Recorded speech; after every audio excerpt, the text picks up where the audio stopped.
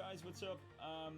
As we just said when we went live on Instagram and also on our story, is that Twitch wasn't working for us. We couldn't log in, but as we were live on Instagram, Twitch was actually watching and they offered to help us out. So as you can see, we're live right now on Twitch. Go to Lucas and Steve on Twitch and we will do a track breakdown of our collaboration with Tungavak Paper Planes. Yeah, so just look for Lucas and Steve on Twitch and you'll be fine. We will start in a couple of minutes. Just gonna give you guys some time to head over to Twitch, fire up the systems, open your sketchbook, your notebook to take notes or whatever you want to do, or just to go to your chair, sit back, relax. And then we're gonna show you how we made the track. There's already open up the project. I think there's a couple of things that might interest you guys in this song. So yeah, gonna be cool. We're super happy that it finally works. So big shout out to Twitch for helping us out here and for responding that quickly. That's really insane. So yeah, see you on Twitch once more. Check it out at Lucas and Steve.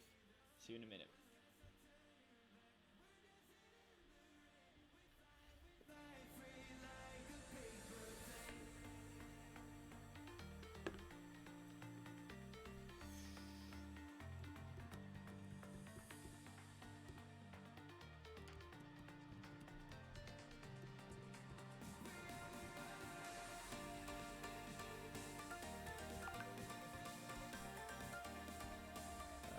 Just waiting for Steve to join the party also. He's gonna be here in a second.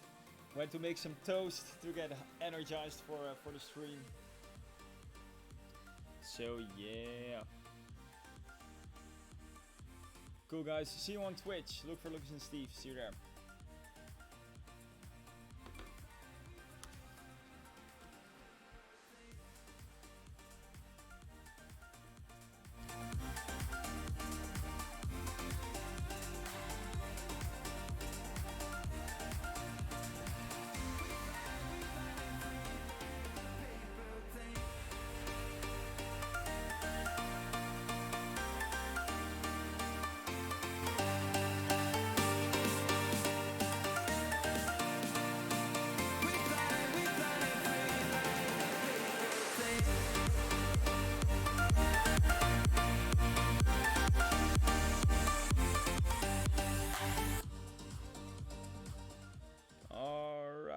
Guys, yeah, definitely let me know when the sound is not loud enough.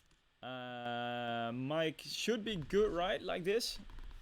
Is this proper? Let's set this all up and let's then start with the project breakdown. Audio. Let me check once more. It's gonna switch between the mic and the audio every once in a while.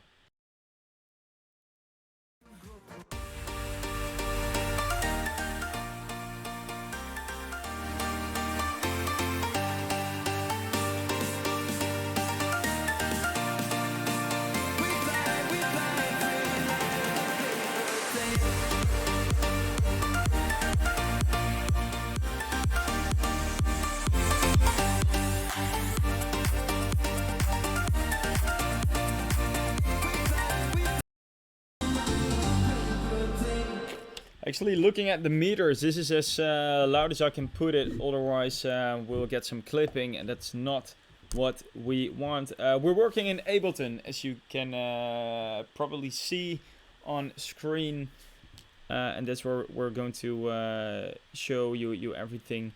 Yeah, the arpeggiator, we can elaborate on that a little bit more. I think this is the project where we haven't bounced the arpeggiator just yet. That's usually what we do when we're working through the project. We're running our sounds through some, let me show you, some analog compression and EQing right here in this in these racks.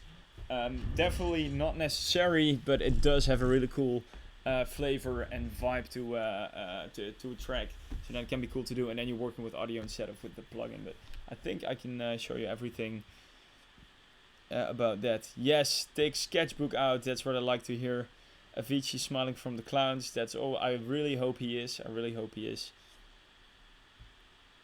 May he rest in peace with a lot of smiles as he deserves. Thank you for calling Paper Planes a master. Peace, be and place.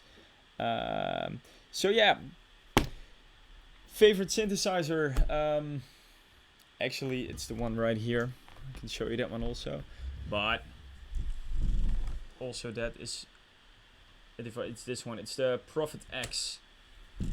It's super cool. You can work with wavetables, with the classic analog kind of wave shapes, also like sine, square, saw.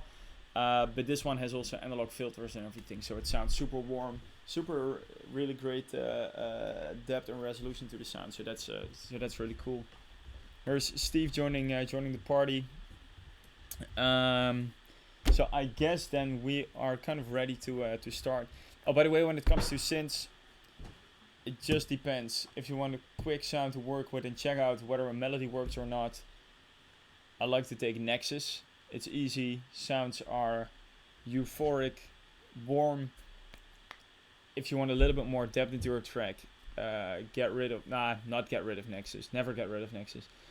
But then try some other sounds, So otherwise your whole track will sound like Nexus, and that's not what you want. It's doing its job really good, but if you fit a track with it, you will start to hear that it's a little bit flat, a little bit of the same of everything, and you do want different colors in your painting, right? It's the same thing.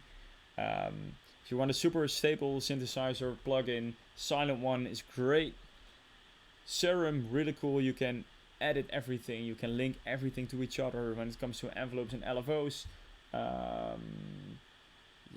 And Spire's the same thing. I think Spire's a little bit more stable than Serum. Spire's always in the face.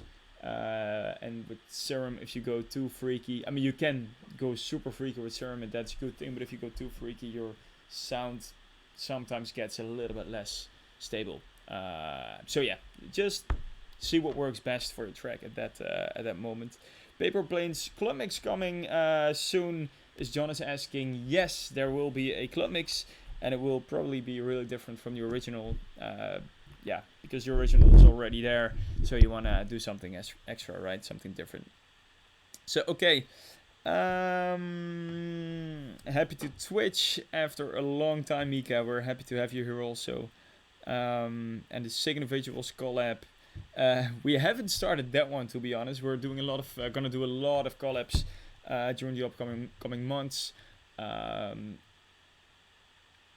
Insta, we just teased a little bit that we're going to do a collab with Retrovision. It's pretty long expected because we think he does some really cool stuff, and he also plays a lot of tracks of ours, so it's really cool to collaborate then and see what happens. And I think we're creating something magic right now together with him.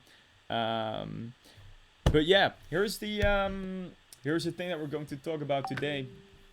And that's Paper Planes. Let me turn off my WhatsApp, otherwise you guys will be bombed with incoming WhatsApp messages, and that's not what you want.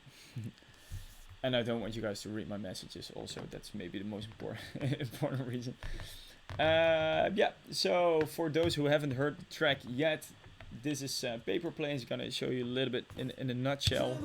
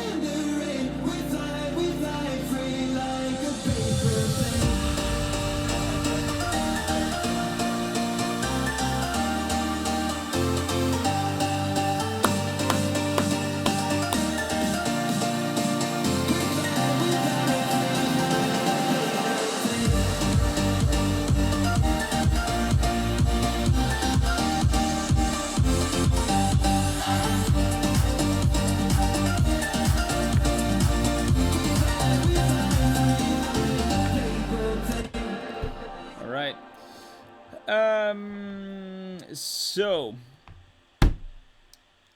thank you, Mika, for listening to this every day. That's the first thing I see. That's really awesome. Club mix will be a little bit different too. I could be wrong. And Up Till Dawn, I really love that you like those club mixes that much.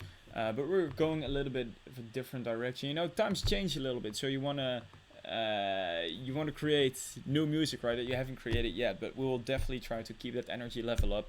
I mean, that's what we love. That's what we do. So yeah, let's see. Well, would make sense to start with this track. We're just gonna go through it chronologically really quickly, and let's show you guys some sounds because we are keeping it really simple in the beginning. Also because it's a little bit of a pop track combined with a club track, of course. In the beginning, just doing the Reezer thing.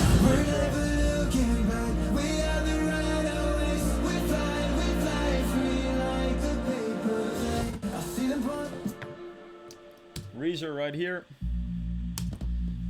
Wait, might be a good idea to give you guys a proper audio signal. Because now you're listening through our microphone, which isn't the best sound quality.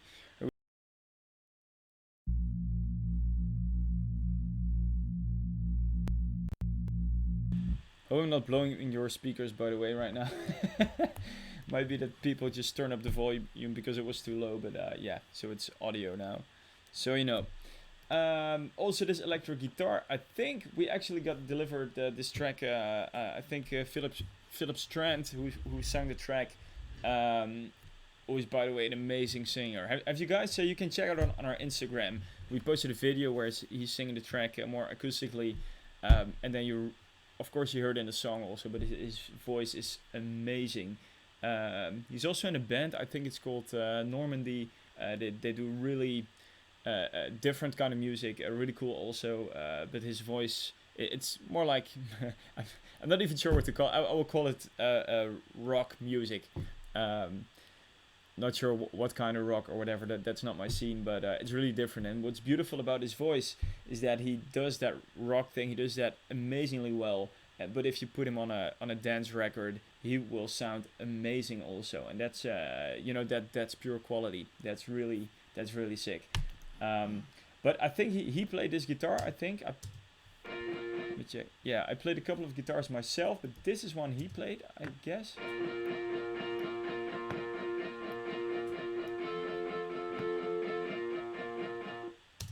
You'll hear that one also later in the track when we go to the pre-chorus.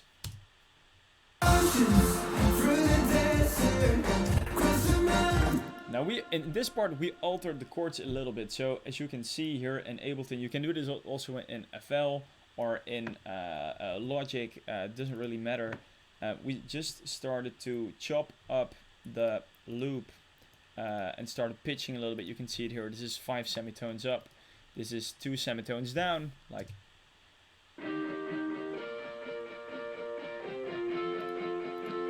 So even the also that's pitch. You know, you can just if you have the audio, you can pitch everything. Ableton has a sick engine for that.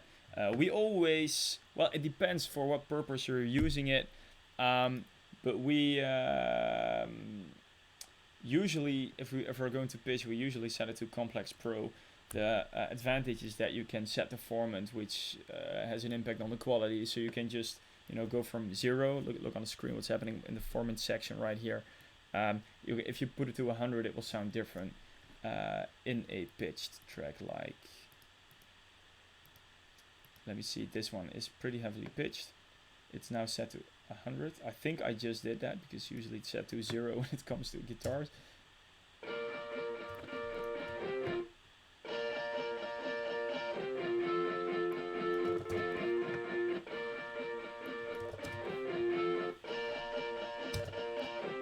I think we actually had it set to 100, and here we go, because it just sounds better in the track. And then it blends in a little bit better with the remainder of the guitars, so that's why we did that. And then we just chopped it up, and we got this melody loop.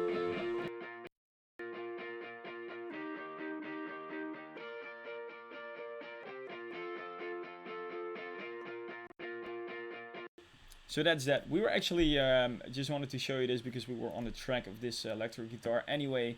But we were actually working on the intro here. We've got vocal dubs.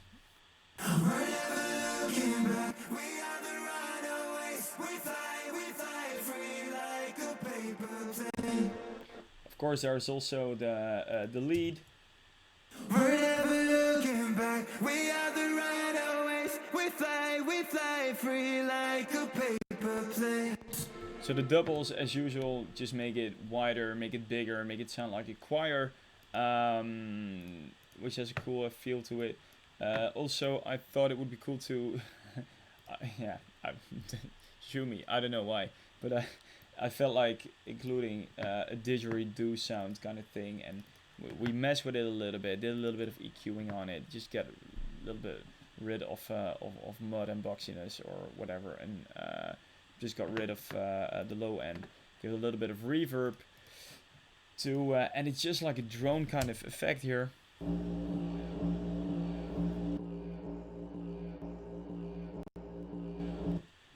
I hadn't heard a didgeridoo in a track for a long time, so that's why I thought it could be interesting. And it actually goes really well with all the others.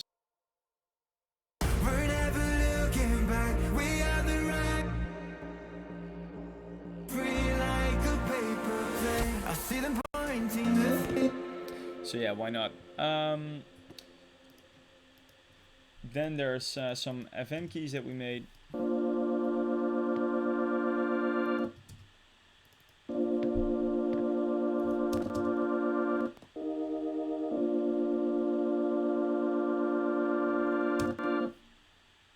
And those, this is a sound, this is what I told you earlier about.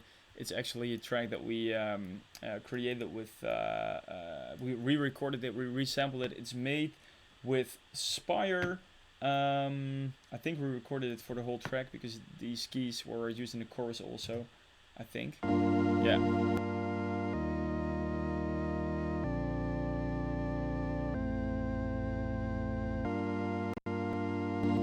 Right, so yeah, here with the remainder of all tracks together. We're never looking back. We are the runaways. We try never to stay the same. When the skies are turning black, we're dancing in the rain. We fly free like. So yeah, it's the same sound, and sometimes we just for CPU purposes, and I think that's what we did here because we're running through analog equipment. I'll show you guys again. It's right here. We run a lot of stuff through analog. This is a multi-band compressor by TubeTech. We've got some SSL G-Bus right here, EQing and everything. It's just really cool gear that adds a lot of flavor to your sounds and to your mix. So then you need to resample, just re-record, and then it's audio instead of Spire in this case, producing the sound. Alright, so that's that for the intro. Let's continue to the verse where we are going even more empty. I see them pointing their fingers, but we're never gonna do as we're told. We're painting by numbers.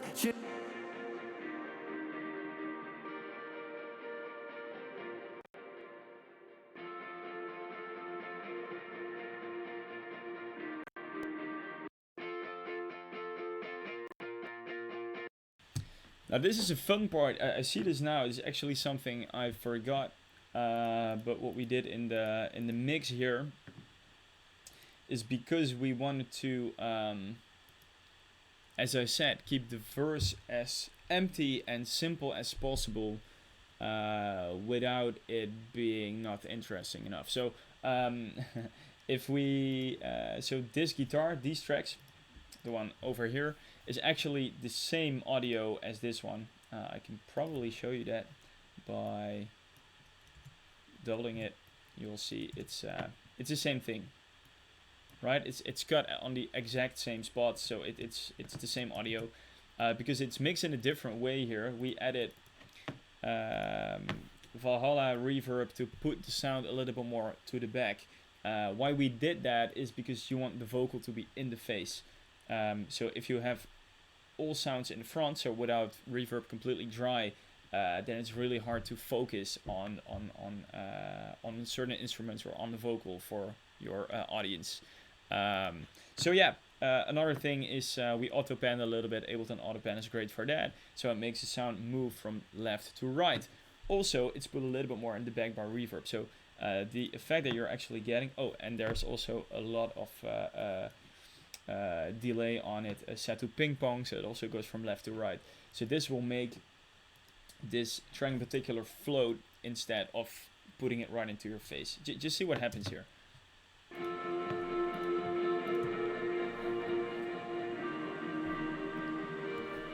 So this is really, the sound is really in the back. It's everywhere, but it's not on a specific place. So it's more of an atmosphere effect in here. The vocal I will show you is way more in the face. By numbers, chasing rainbows like we're looking for gold. Through the eye, I see them pointing their fingers, but we never.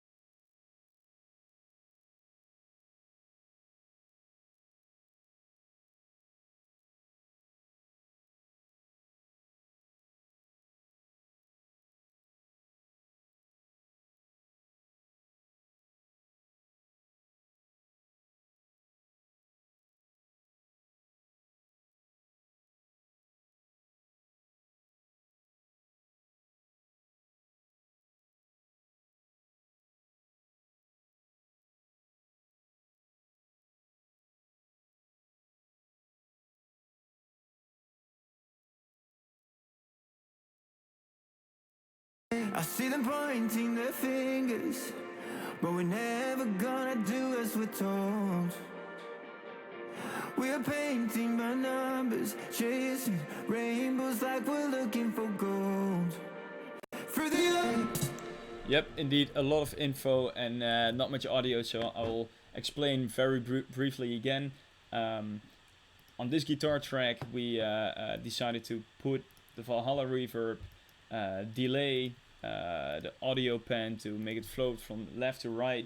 We're putting that directly on the channel to put this guitar track a little bit more in the back. On the contrary, when it comes to the vocal, we're not putting reverbs, except for an effect like these, but no reverbs that are on all the time, directly on the channel. We're using return tracks from Ableton, like these numbers in here. They're actually linked to this delay or that delay or that delay. It's different delay or reverb each and every time. Also for different instruments, because you want to keep it organized and you don't want all reverbs to, you know, come together and get really blurry.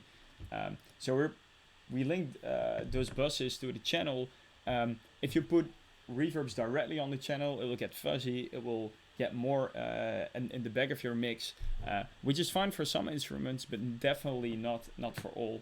Your vocal, you want to keep that one, you know, close to the face. You want to have that as kind of make it sound as dry as possible without it actually being dry. And combined, it sounds like what I just showed you.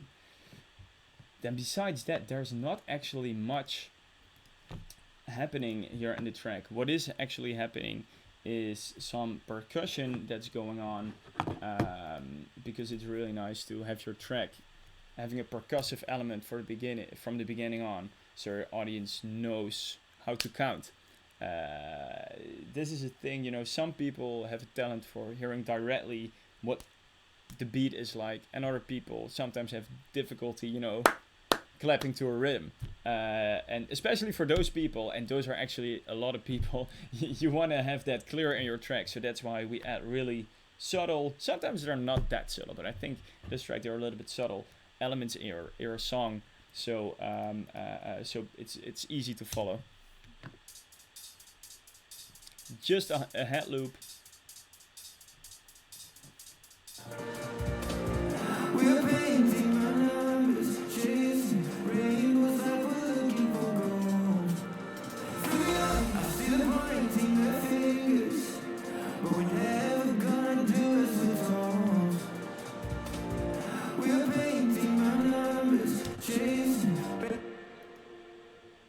So that's that. Wait, let me close the door real quick. I'm having some noise from downstairs.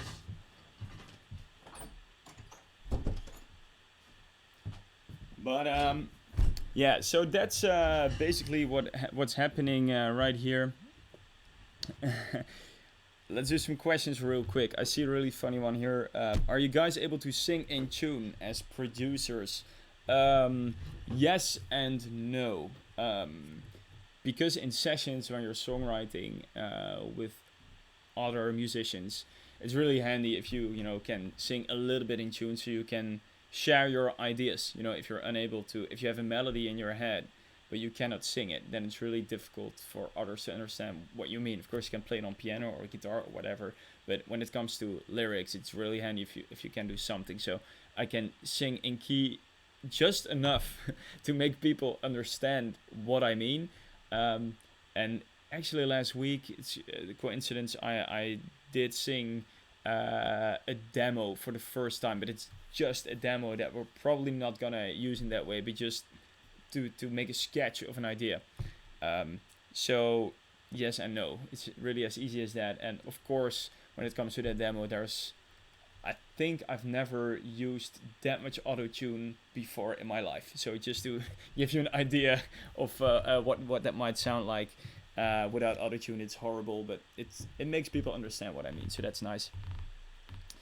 Where can I find good vocals for instrumental songs? I mean, hey, Splice is your best friend. There are some really great records also by, I think Diplo even is having a couple from songs that he just short vocal loops that he just got from Splice. I mean, it can be as easy as that. Sometimes there's just some magic in between the whole bunch of stuff that people put on there, and sometimes it's not really that usable. So you need to be a little bit lucky, and also, yeah, there's the risk of other producers or musicians also using the same loop, the same samples. So when it comes to vocals, yeah, it can be a little bit tricky. Yeah, I see you're meaning vocals for pop songs, and I mean, they can also be on Splice, but if they would be like worldwide hit quality, then it probably wouldn't be on Splice. I really feel that. Yeah, I mean, of course there's exceptions, but then probably the writers or the singer of that song would be like, hey, this is not going on Splice. I'm going to sell this to, I don't know, some singers, Justin Bieber, I don't know, but to somebody who can make it into a hit song. So yeah, that's a different thing. So I mean, hey, the best hint I can give you is start writing your music yourself. That's what we started with about 5 years ago, and right now we're writing our music all the time. Where in the beginning we were really dependent on people producing, people not producing but writing music for us, singing it for us, and then just go kind of through a catalog. Is this song it? Maybe. Next song, and right now you can really tailor it to what you're looking for, what you want in a song, what you need for a song. And I think in the end, it's super difficult. Definitely, it will always be difficult, but it will also always be fun. But you will get better at that. That's what we noticed. In the beginning, we didn't really know. We were only producers and not songwriters in the beginning, so we didn't really know what we were doing, to be honest. But yeah, I mean, if you go for it, you will learn so quickly. So I think that that makes a lot of sense. You just get out there and try it out yourself.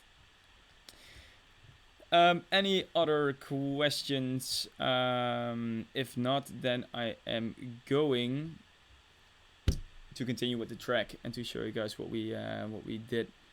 Are you first making a drum melody or making a melody with vocal?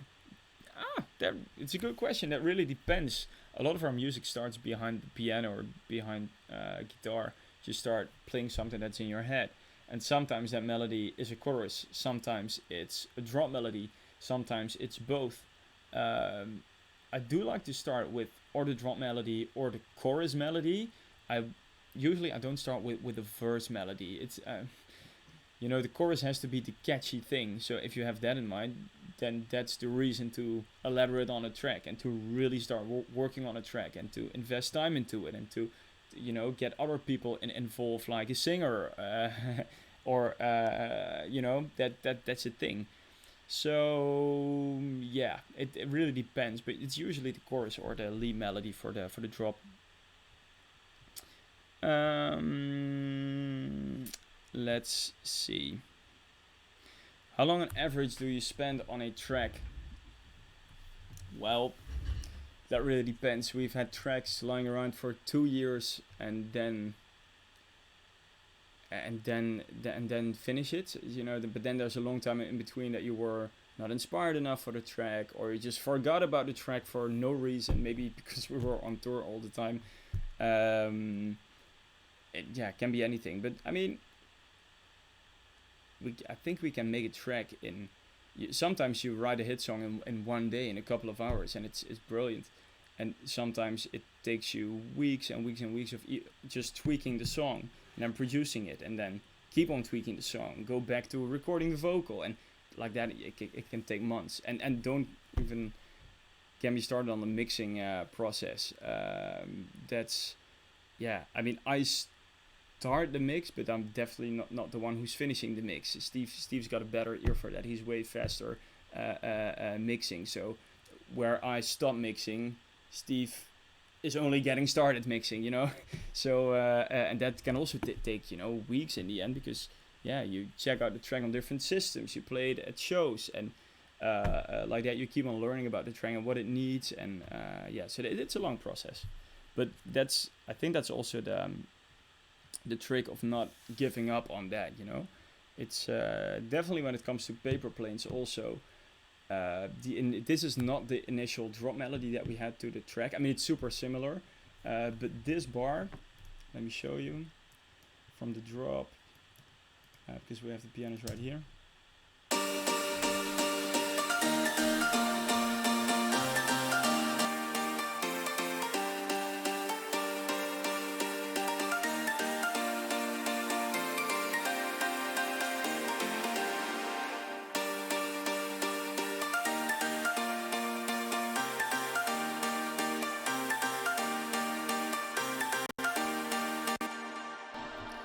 You know, that loop that I was playing right there is this one, just to be sure.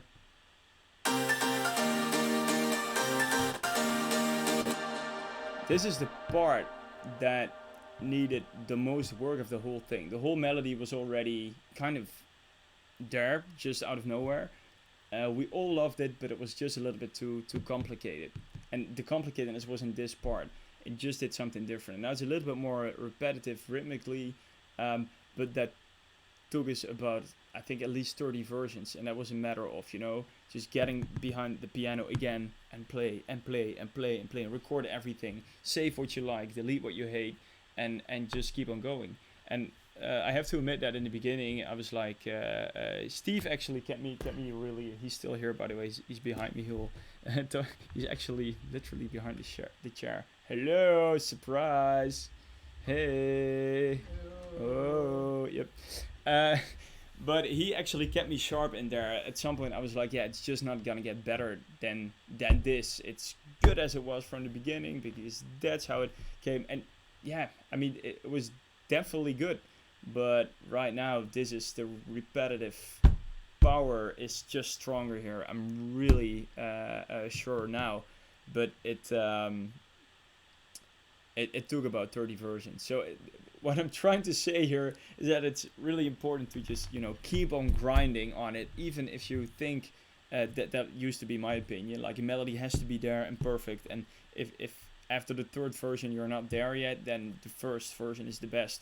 But this took definitely 30 versions. So just keep on grinding. There's always, it can always be better at some point, until you're completely satisfied and you think, yeah, this is it. Then, you know, gotta keep on grinding, guys. That's just how it is. And Dante is asking how you come up with chord progressions. Get behind my guitar, piano, and just play. Also,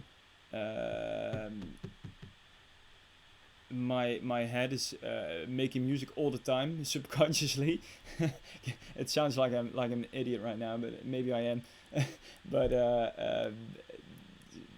I just remember the stuff that's good. Well, not even remember when there's something good in my head. I just make sure I hum it into my phone, sing it into my phone, grab my laptop, play a couple of notes in it, or go to the piano, record that. And you will see, by the way, that the more you make use of this, the more you record it, the more you elaborate on it, the more melodies will come to you. Trust me, it's. I'm really sure of this. That's how it's working with me. And some periods when I'm not doing this too much because I'm more at the studio and working on the music that we're already making, then sometimes it comes a little bit less. But as soon as I'm really looking for melodies and I'm playing everything that pops up in my head, man, it's all day, which is awesome. So yeah, learn to play piano could be a good idea. Piano plugins. Yeah, good question. Let's continue. Too much talking, not enough music. That's what what life's like. And yes, we use quite a lot of Nexus. This is the Phoenix piano from Nexus. Pianos in Nexus are great. You can use them as the only layer in your songs, but we like to add a little bit of stuff, and that's different every time. We just see what it needs.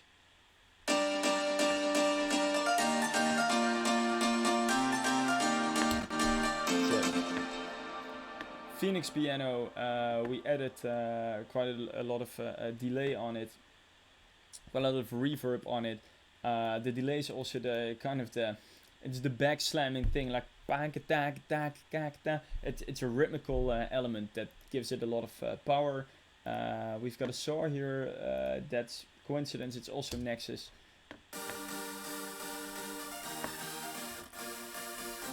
It's the break split, I think, from the Swedish. No, it's not the Swedish spec. Oh no, it might be. This is something different. Yeah, I'm not gonna click because I'm afraid I will mess up the project. But just see if it's in your pack or not. I mean, it's a simple saw. The beautiful thing about Nexus is that it's always a little bit mixed already. If you start messing around with Serum or Silent or whatever, you will need to do some tweaking with. Of course, you will always need to EQ, but there's a difference if you equalize for a character in a track, or you do it to make the sound go well with other instruments in your mix. But like this pre-EQing thing is something that Nexus is doing from the beginning. It's just already in there. It's programmed that way. So if you click a sound on Nexus, it's great straight away. If you're creating a synth in Serum, then it's pretty likely that you're gonna add some reverb to make it a little bit wide and make it a little bit wet. You're going to add some EQing to get only for the character of the sound, but to get rid of some mud or to add some high end in your track. And that takes, I love that. I can spend days doing that. But if you want to be fast, then Nexus could be, good for a layer. I'm pretty convinced. And there's the Quicksilver lead, also great.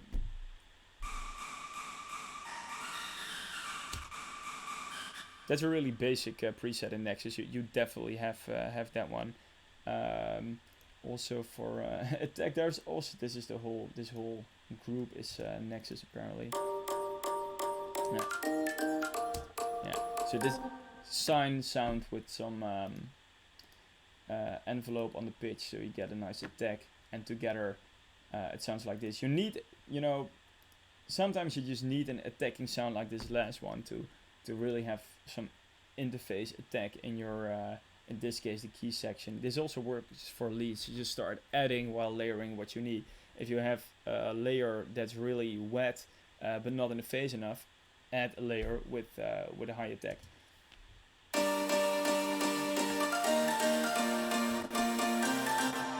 That's that.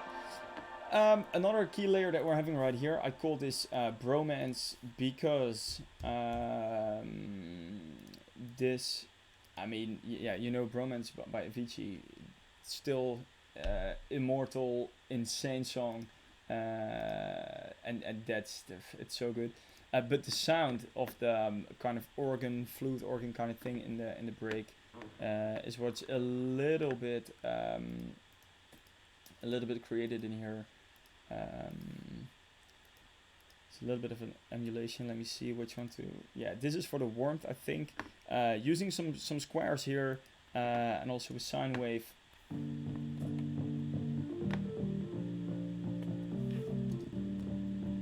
Super warm. I think that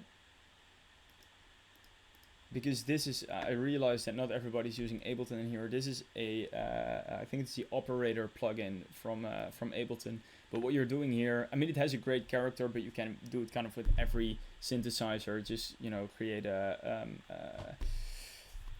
square shape and a sine shape. Combine it, get some filtering on it. You know, this is the envelope slope. Don't turn your sustain down all the way because you want to have some sustain in there. Release is quite long actually in the filter, and decay is about half a second, and you'll get a nice pluck. Layered with a, this is also square, and this is a random sound, so that's white noise. Random sound, I mean random wave shape, then that will result in white noise kind of thing. But you hardly hear the square in here, it's mainly white noise.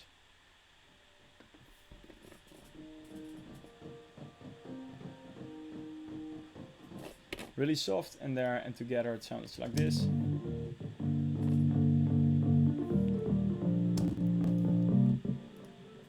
So we're using that for warmth.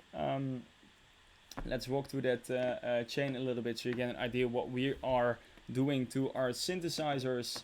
And we're definitely not doing this for all synths, because these are really dry and there's no effect section in this operator synthesizer by Ableton. We're doing that with Ableton effects. So for the delay, we're using the Ableton delay, set it to ping pong. Let me turn everything else off real quick.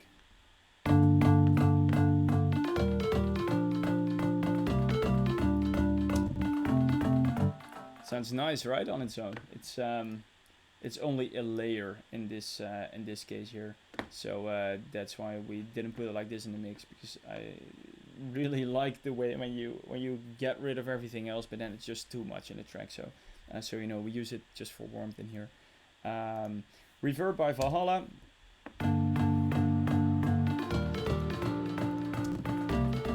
Because it's a character thing to the track, we did this in the chain before compression and everything. Just used the CLA Chris Lord LG 76 compressor with just attack set pretty quickly, but to keep everything in control a little bit. Ratio on 4, slow release, just to push it away and keep it into control. And the reason for that is because there's a lot of stuff going on there in the drop.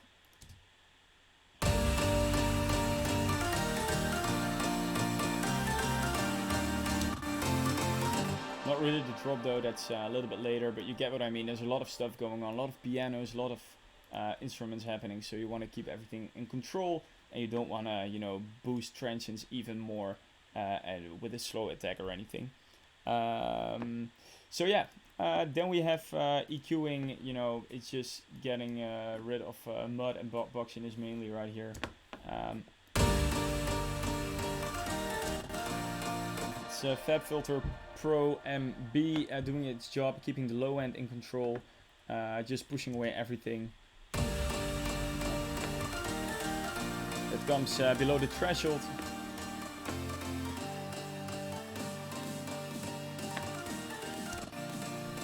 It's all about control. What I really like about Pro MB, when it, if you compare it to the Pro Q, of course they're doing really different things. But with with multi-band compression, sometimes you can just keep part of your sounds in control without getting rid of them too much. You know, if you put an EQ like this and you're just gonna cut it away, then it's you're missing sometimes that warmth when the note is not playing, you know. So if you have if you cut like a whole note, like a whole frequency in your Pro Q, then also that frequency will not be there if you play a different note, and that sometimes then you have a little bit lack of warmth, for example. Multiband compression works with threshold, so in that way it's a little bit more fluent. It's keeping things into control and just only getting rid of frequencies as long as their volume is reaching a certain threshold. So it's a little bit more subtle. You can have perfect control with it. We use this Lindell that's emulating I think a Neve 1073 in here in the filter EQing section. Also compressor by Neve, which I don't think is doing too much right now. This is mainly for EQing. Got a kickstart for sidechaining here. Soothe. I think everybody needs to download this. I'm not sure if I even can say that in the stream, but it's just a great piece of equipment. Definitely not sponsoring us. Unfortunately, I wish. But it's just amazing what they do. It's a setting that I like to use a lot. It's just a preset, demudding the bass. And the software is doing a lot of calculations a second. I don't even know how many. It's incredible. And that way it's getting rid of mud, for example. Sometimes getting rid of harsh frequencies. It just depends on what you're looking for. And it's got settings for anything. Even for your master. You've got a setting to de-ess your master if all signals are, you know, getting too harsh and everything. It's really great. So definitely some piece of equipment you need to keep in mind. Filtering just for some automation. Let's see what happens. It's only in this part when we have everything popping out.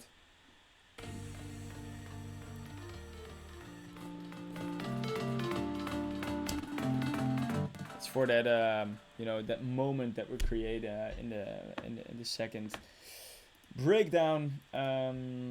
Again, same thing, not too special, just automating some stuff. Need a little bit drive and color with this Elijah character mixed by Plugin Alliance. You know, just fattening and coloring the whole thing.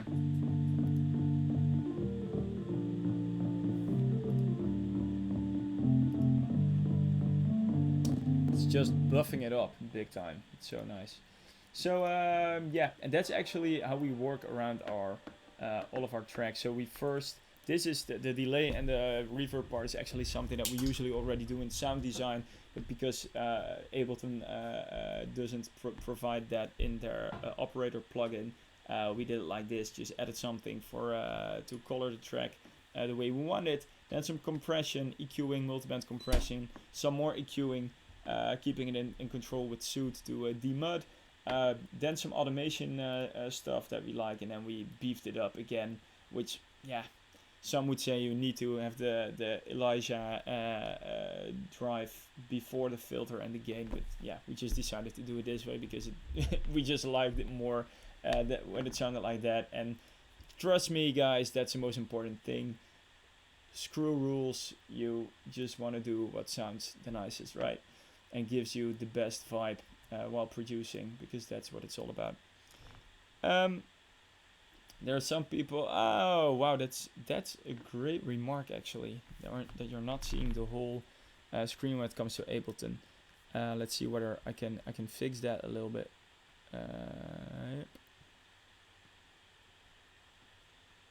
I'm not sure I can actually. I think I should have fixed that in the beginning. Let's see whether I can fix it like this, because you couldn't see the channels, which is a bloody waste. Here we go. Yeah, we'll be fine like this. It's gonna be a little bit of a small screen, but hey, who cares? Let's just get rid of this one. Yeah, now we're fine. Cool. That's great. I'm gonna check out some questions, guys. I want to see the MIDI clip of the piano. Lucky TV is asking. Sure, I'm definitely willing to show you that. I always like to play the piano, record the MIDI, because then it's a little bit more alive. but sometimes from that on, you just want to have a stable signal for it. That's something in dance music. Sometimes you just need it to bang instead of it to play nicely. So then, you know, you start quantizing a little bit, or like really, really hard quantizing. Here I set all the velocities to 100, so everything's stable and everything hits. And I just know that for these instruments, especially in Nexus, sometimes that just gives the most power for the drop.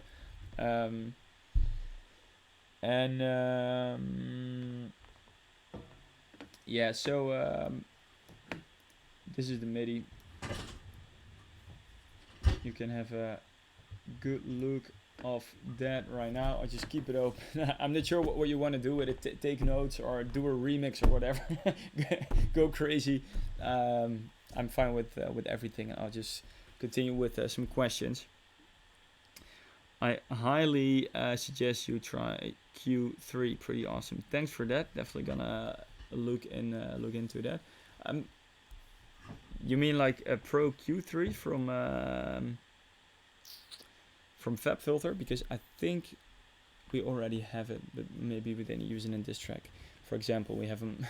I think we're pretty up to date on the version, so it could be. Do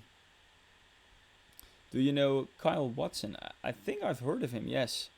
Okay, can you name a song of him? That's maybe then that does ring more bells. RC24 is definitely nice from Native Instruments for reverb. Also RC48 is something we use a lot. But I think the best lexicon emulation, like RC24, is the emulation by ja, moet je even zo laten. Is the one from Universal Audio. That one's really great. Also Valhalla is great, but I'm not sure if it's modeled to lexicon. Yes, Valhalla is really nice. Absolutely. Let's see what else is there. And yes, we're from the Netherlands.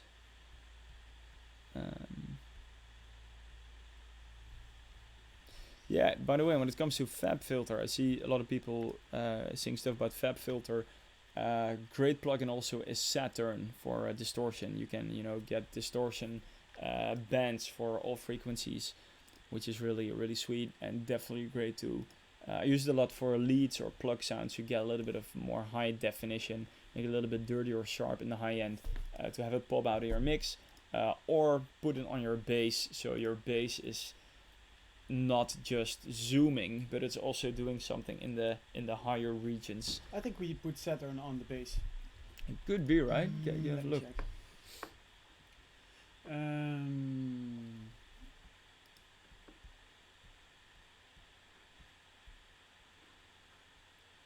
Let me check. Where is the bass? Do we even have a bass in this? Right? Yeah. We skipped the bass. We skipped the bass. No. Here is the sub.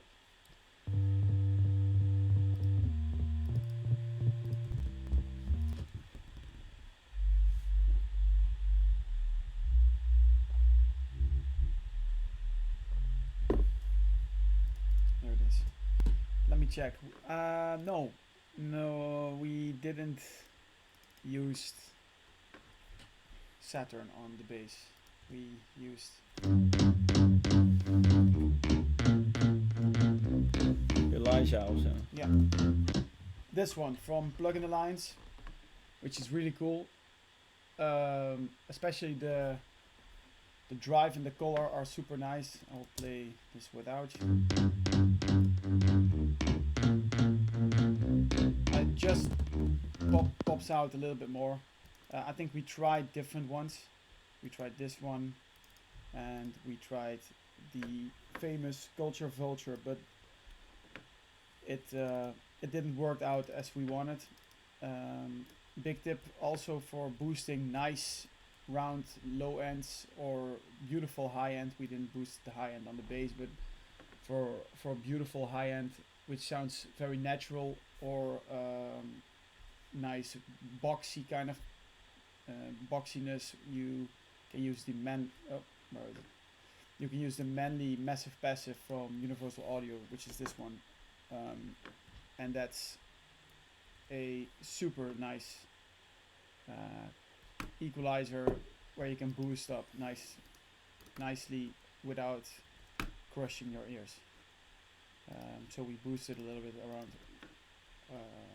100 and 270.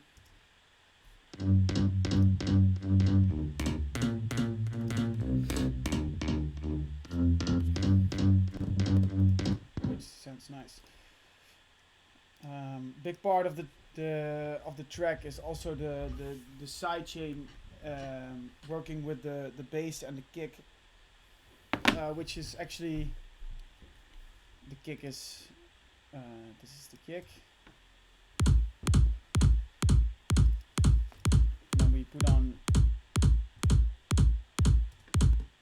the virtual mix rack from Slate, boosting a little bit of the, I think it's around 60, not too much.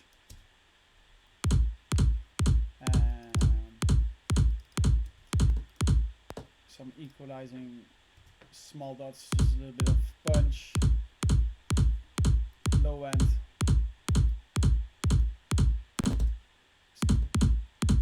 Stuff that you don't need. Also a great one is the Neve emulation. What is the name again? The 1081. Makes it really round, the kick. Put on a shaper box to get rid of the tail of the kick, because there is a sub that we play.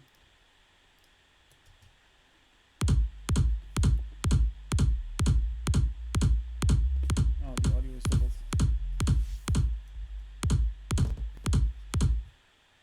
Yeah. So that and then in combination with the bass, it sounds like this.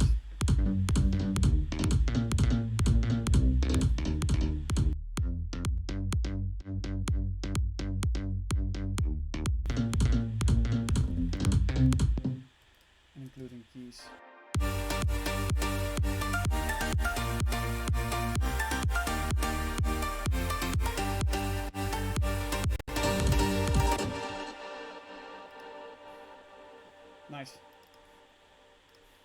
Nice. Are there some more questions?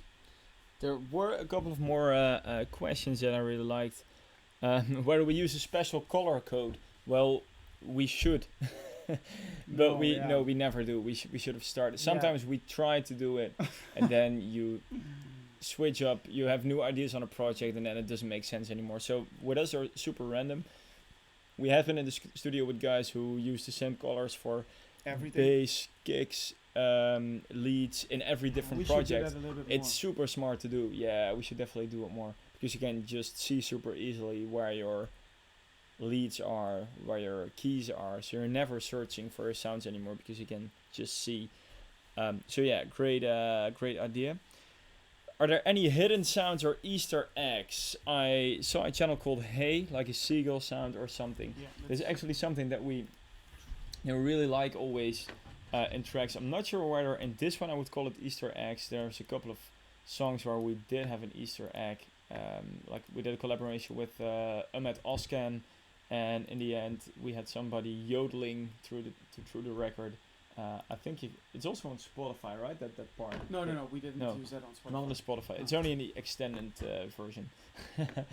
And then our collaboration with Mike Williams and Kirby called "Let's Go." You hear Kirby saying "boobs" in the end of the song. Yeah. That was our vibe 3 or 4 years ago. So we're now so much more mature than that. Not, but yeah. So this is the channel called Hey. It's not that special. We just got a lot of Hey stuff in there. With a clap.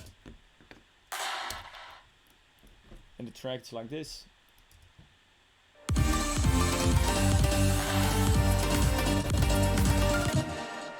So but there must be way more of that stuff. We always refer to stuff like this, like ear candy, things you really want to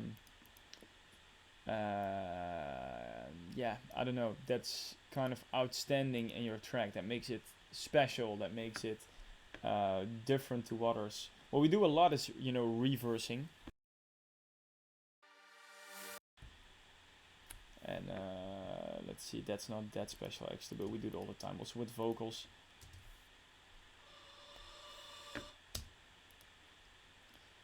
I do think, let me just check, there must be more Candy in this track that I'm showing you guys right now.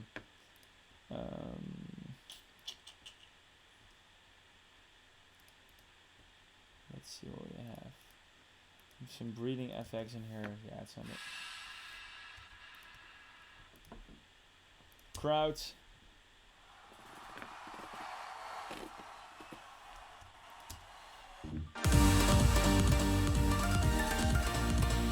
You probably only heard subconsciously in the track, but it's just giving more of that hands-up vibe. We also love to make glitches in the track to make it more special. We make that ourselves. It's yeah, I mean, just editing samples and recording stuff, re-recording it, reversing it, and then you get stuff like this.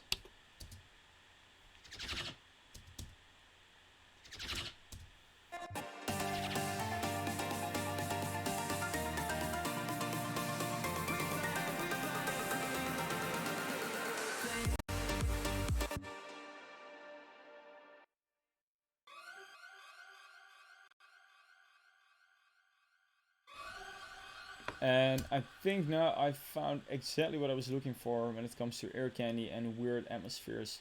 Is there's actually an ocean wave through the whole first verse.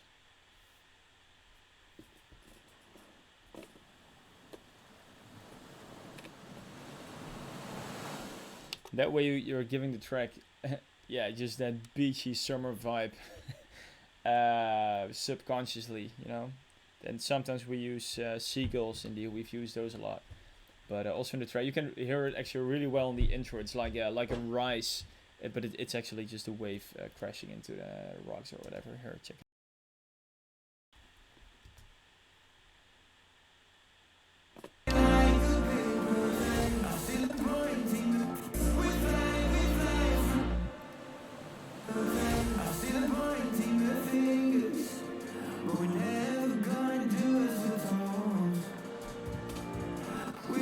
Also here, this one you heard pretty clearly.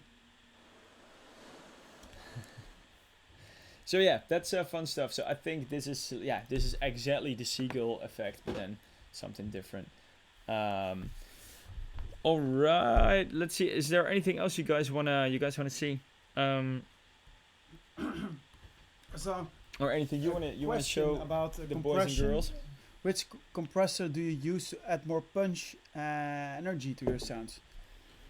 That's a good question, but it's punch and energy are different things. You can, like, punchy stuff should be in your lead sounds. Like the thing that you wanna show.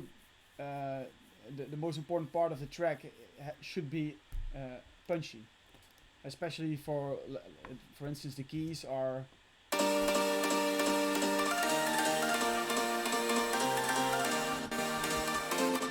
There is not just one compressor or one equalizer or whatever that makes things punchy. There are different big compressors that can emulate something that creates punch, or for instance we used the glue compressor, but that's not to give it punch, but that's only to glue it. So I think we used nothing actually, nothing special on the keys. It's just a matter of mixing it in the right way, because there is one thing that gives the punch, and that is this one.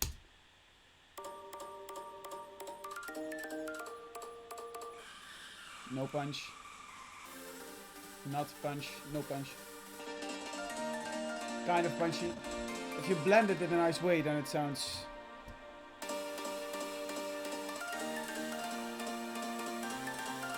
it's all in ears and just listening. If you want to create something that is punchy, then I would probably recommend you stuff from SSL, which is super nice. The compressors of SSL, but also the Neve one. I think we used it on the drum bus to give it a little bit more punch and transients. Let me check where is the drum bus.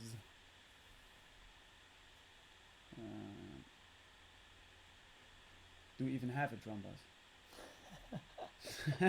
I think. Yeah, right? Yeah, we Yeah, do. yeah. Drum fill. Yeah, there it is. Yeah, this is a great compressor for punch. It has a character. Your recovery MS is actually kind of how you want to create the punch. You should put this on 100 if you want to create punch, because the attack will pop out a little bit more You need to see that the recovery as the attack and the release time. is So this is without.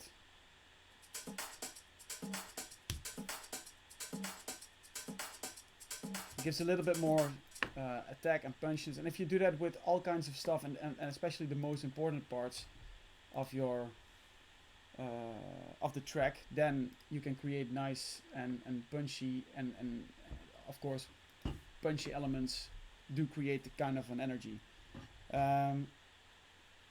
So yeah, use different compressors and try to play around with the attack and the release of a compressor, because that's probably the most important part. And use the great sounds. If there is no attack in the sound, you cannot create it. You only can create it with layering stuff or copy and pasting some attacks. Just listen very carefully to sounds. Dantelian is asking, I think that's a very good question. When we don't want to use UAD, because a lot of people don't have universal audio, because you need to have expensive gear to run it. Yeah. What other compressor could you use for this instead of the Neve one? Yeah. Well, there's a couple actually. There's a couple actually, yeah. For instance, the most famous one, which you can use probably on everything, is the CLA 76, which is this one. Don't forget to check out if you want to hear kind of a noise. If you want that, then it's fine. But if you don't want noise from a compressor, then put analog off, because it gives you a little bit of. If you put down 12 of those compressors, you'll have a lot of noise in your mix. Your mix, which you don't want. If you want to have something pop out a little bit more, just play around. Be careful, because the attack and the release are in a different way. The fast and the slow are in a different way than you usually see, so be careful with that. This is a great compressor to create punch. It's from Waves CLA, which is super nice. You have kind of several emulations of this one. For punchy stuff, you can also use what is it?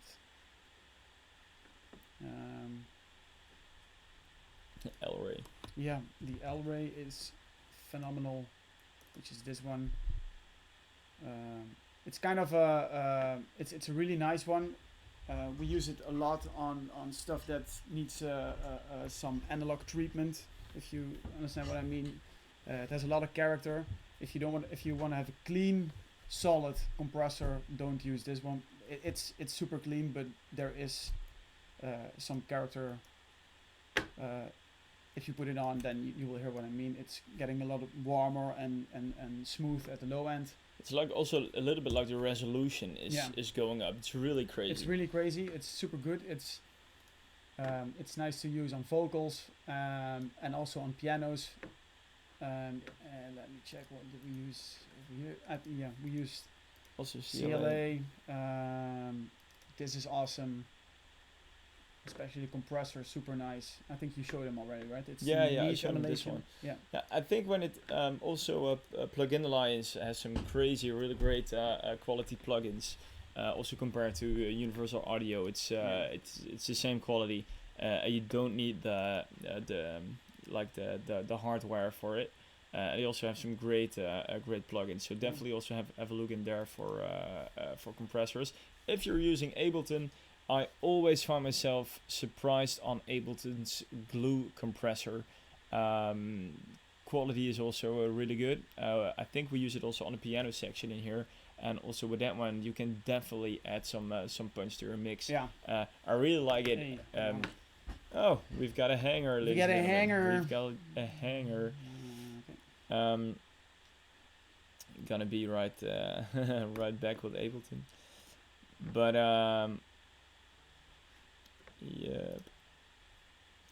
But Ableton's compressor, it's by the way built by Cytomics, which do great stuff. They also are the creators of OTT, for example, super famous compressor, and Ableton did a collab with them on that glue compressor. So it's really nice, and I like to use it. If you're grouping drums, like making a drum bus, it's really really cool. So definitely check that out. Come on. The live set is being restored. I'm not really sure why it crashed. You can skip all at once. Already did. Oh, cool.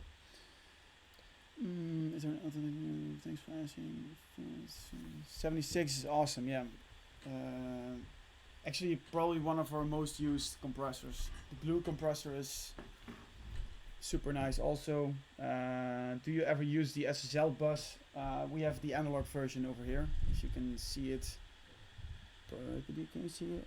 Can we take the camera closer? Yeah, a little bit. That's nice. Are we getting any closer like this? There it is. Yeah, there it is. That one. This is the SSL bus compressor. We use it on sometimes on drums. Depends on On a lot of stuff. On a lot of stuff, but it depends on what the sound needs.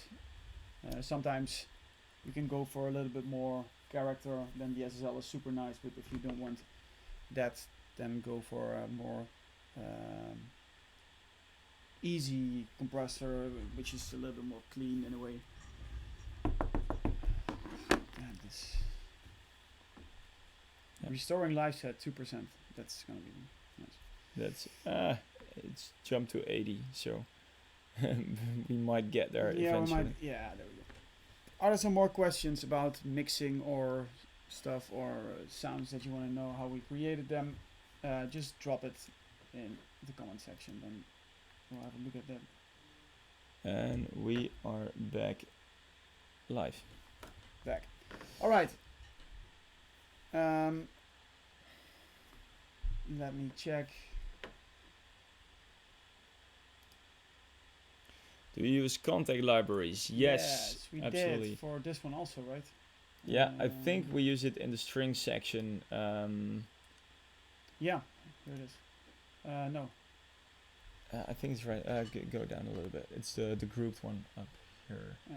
Almost. Yeah, that one. Yeah, this is all. Yeah, We combined a lot of strings. I think Ableton strings, Nexus strings, Omnisphere strings, and Contact strings to create a little bit of a natural string sound without recording actual strings.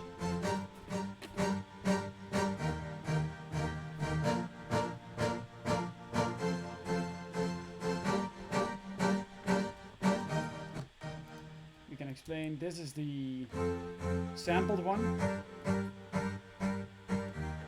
which sounds super nice. We sampled it from the Prophet X that I told you guys about earlier. Omnisphere.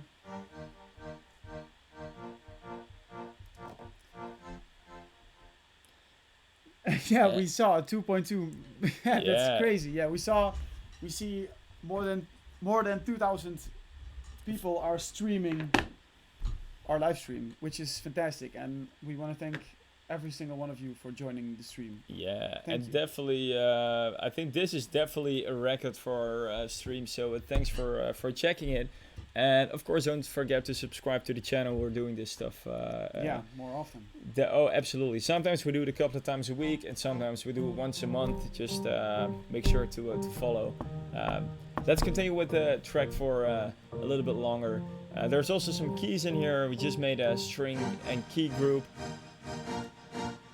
Dramatic nexus strings here, adding a lot of drama to the equation. This is contact. And together it sounds like this.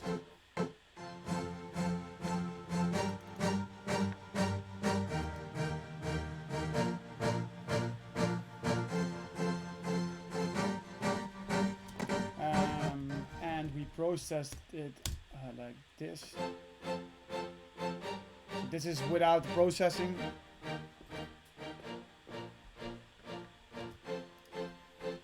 Then the first is the glue compressor, which glues and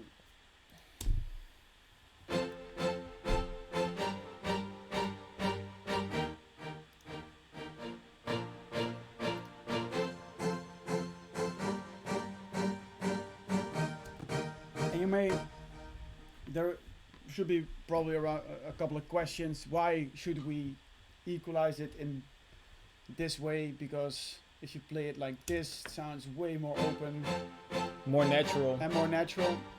The thing is, if you want to combine stuff, and especially in a kind of a dance pop record where the vocal is blasting kind of the whole time, you need to make space for the important part of the track, and that's gonna be your vocal.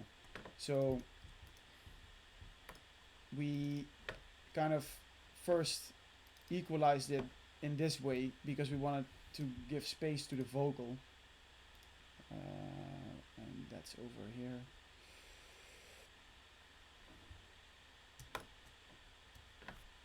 Oceans, through the desert, across the mountains, on 100 fields of gold. We're born to be legends. Which is, if I put down this or turn off this equalizer, then you see this. Oceans, through the desert, across the mountains, on 100 fields of gold. We're born to be legends. So then afterwards, again, compressor, a little bit of saturation to give it a little bit more Balls. balls. This one is great. Equalizing, some side chaining for the kick, a little bit of reverb for the automation, and some gain, and then it sounds like this. Oceans, through the desert, across the mountains, on 100 fields of gold. We were born to be legends. So that's, yeah, if you play it solo, it sounds a little bit less natural than we tried.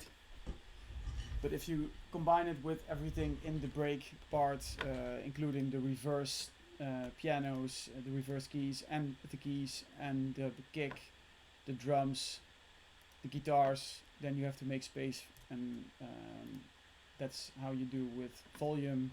You can do that with equalizing, but also with compression, and sounds like this. Through the desert, across the mountains, on 100 fields of gold. We were born to be legends, but we chose to take the bitter road. The funny thing is also that you don't even, if you play it in the track, it's not that you miss the frequencies that we deleted, No. because that part of the spectrum Is already taken. filled exactly, and it's filled by the vocals. So your mind, I mean, you percept it as being actual strings because there's no gap in the spectrum because the vocal is filling that up. But still counts. I mean, if you look at the equalizer that we just showed you, you think it looks pretty complicated.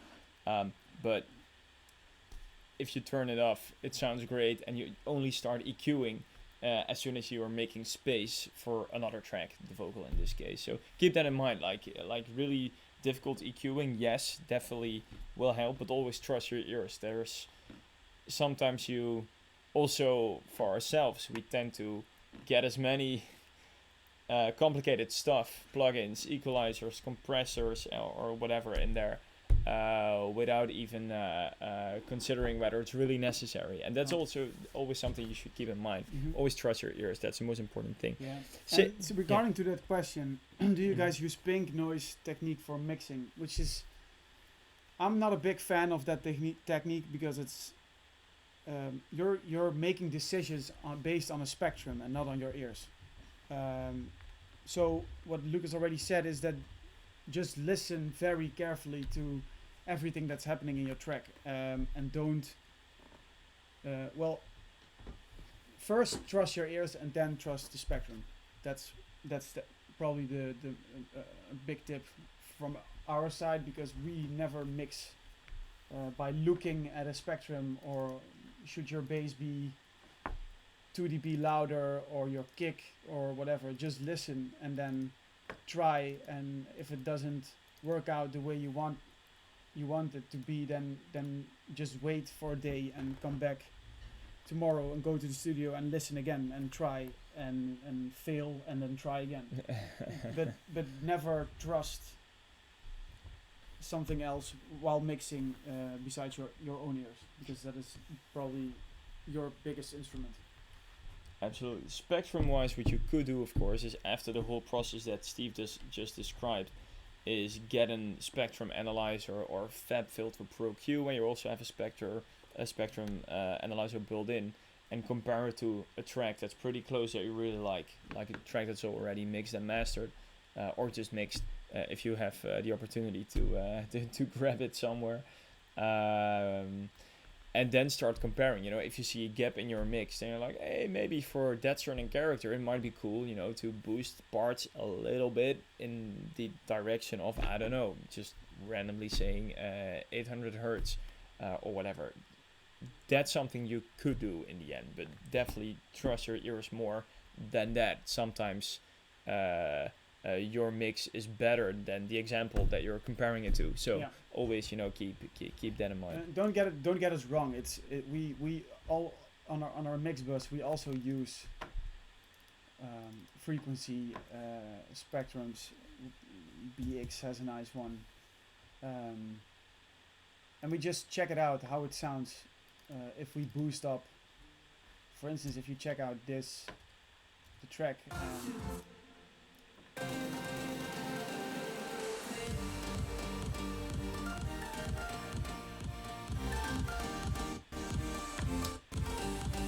You can just play around before you start mixing, of course, but then just start by turning on different knobs, different dots, and just boost or cut, and then just listen what you think the taste of the track should have, because in mixing it's kind of different to say, but difficult to say, but there's nothing wrong. If you wanna turn off a kick by 3 or 4 dB, then it's your choice. It's not that's not wrong, but it's how do you say it? It's probably it's not wrong because it's your taste and it's your track, but it can be better if you just listen very carefully to everything. By the way, also then, there's a couple of ways you can go about it, right? You can go and like paint in your EQ where your spectrum needs a little bit more, maybe use a different EQ to boost your frequencies, or, and that's what I rather do in the in the beginning of this analysis, is just get your turn off that EQ that you used to color. Yeah. Remember what frequencies. I mean, is it the bass frequencies that could be boosted a little bit more? Maybe not do it in your EQ on your master, but do it on your bass channels. Boost them a little bit or EQ them a little bit. Yeah. That way your tracks, get their place a little bit more. And maybe in the end, of course, you can color with your EQing. I mean, that's what happens with mastering anyway, right? I mean, if you're mastering yourself or you're having somebody else mastering your track, then you're still gonna, make a nice drawing in your EQ to make the sound, to make your track sound the best it can. Yeah. So there's a couple of ways, but I would always, start with boosting your channel separately. If your or levels EQ. are good and Yeah. and nothing is painful, then to listen to in the harsh sections of your track, for instance, 2 till 6K, which are sometimes can be pretty painful for your ears, and the overall levels are right. Compression is not too much, limiting is not too much. Then you should be okay. Mhm. Which brings me to another thing. Don't put too much emulations, which give too much character. Don't put too much plugins on your mix buses, because a mix bus can be nice to create something fast, which sounds pretty okay, but okay is not good enough. So be careful with what you use on your mix bus. We actually only use a multiband compressor, compression, and EQ, and 2 compressors. That's it. Yeah, that's it. Nothing more, nothing less, and they just work all. They all just work a little bit. Nothing too much. Nothing too much limiting. Not too much compression. Which makes it easier to listen to and nice to mix in your tracks instead of mixing your mix bus. Absolutely. I find mixing in mono kind of useful. Sometimes I just switch the master to mono to hear how it would sound on a mono device, which is good, but don't mix on mono. Never mix in mono.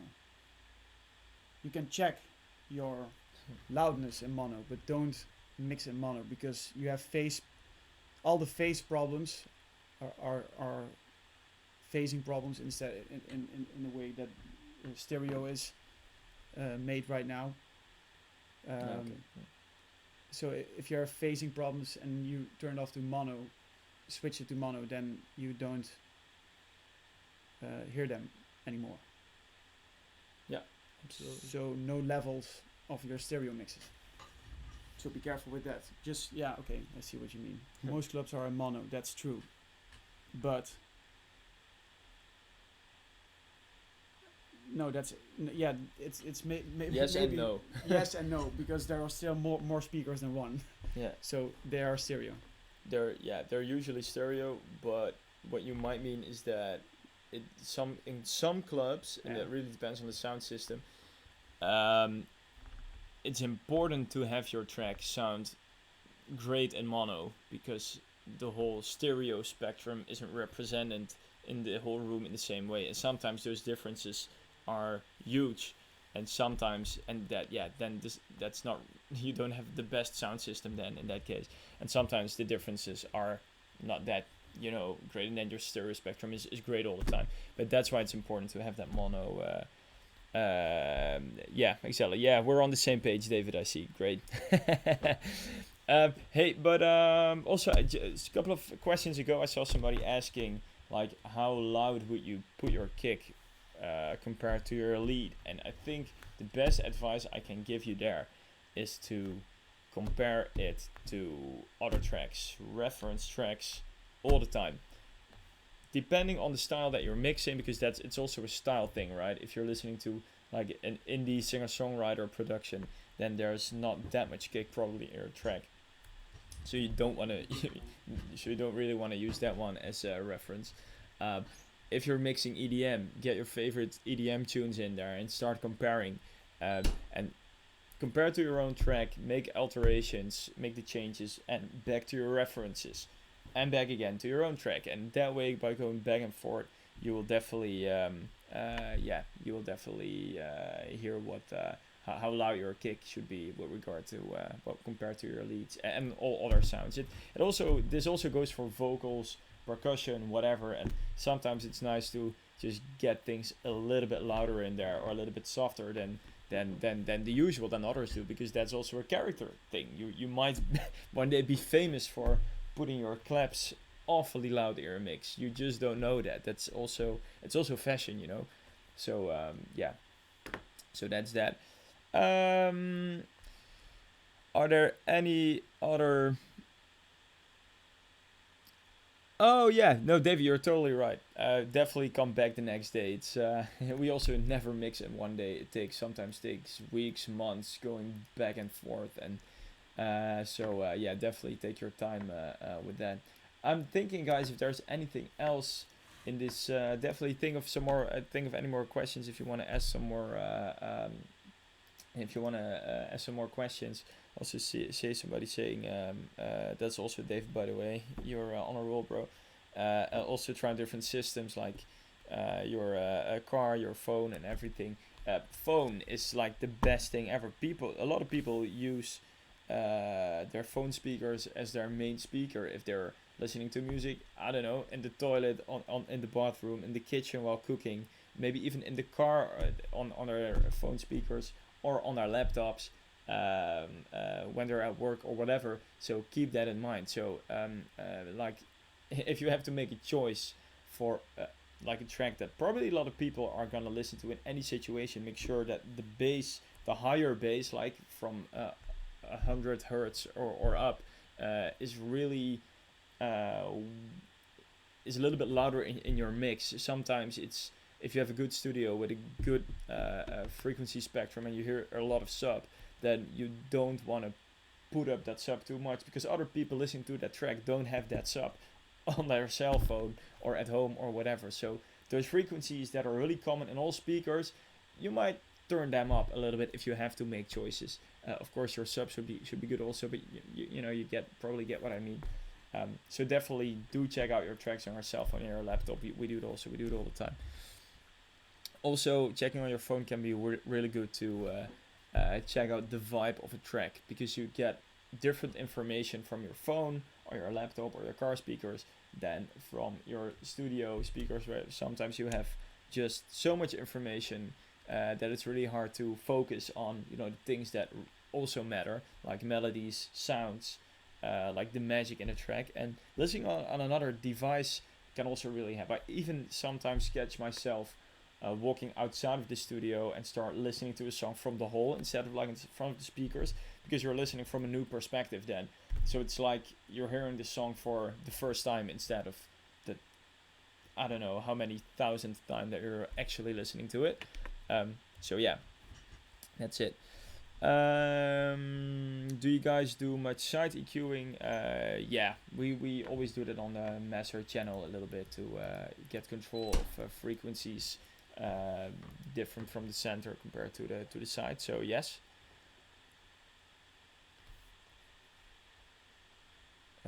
Any other questions, guys? Yeah, you can also go on the floor and listen to your song. I never tried that one, by the way, but I will. I think I should. Just go and lie down and see what happens. Let me check, guys, if there's anything else that's cool to tell.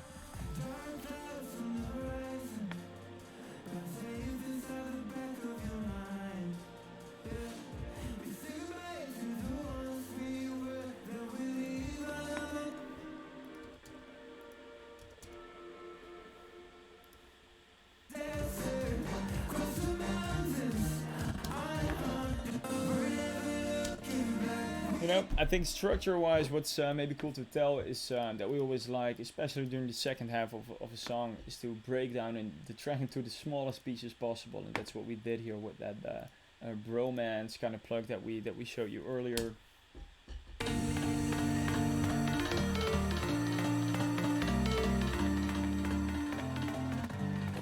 So then it's just those plugs playing, and some atmosphere things that we created. Let me, oh wait, I'm screwing it up. Okay, wait, let me show you. Let me walk you through a couple of things that we did, a couple of sounds that make it, that add a little bit of magic to the equation.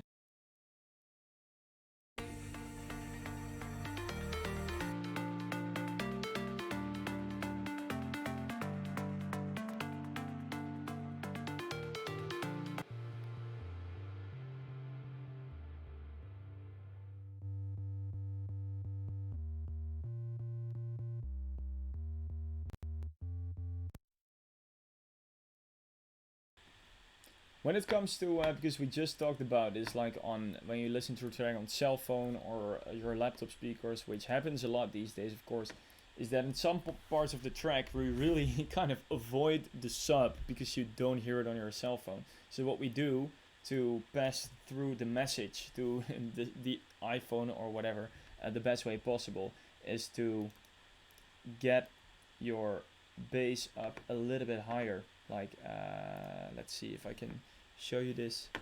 So this is the bass, how it is right now. We put it up an octave. If it would be an octave lower,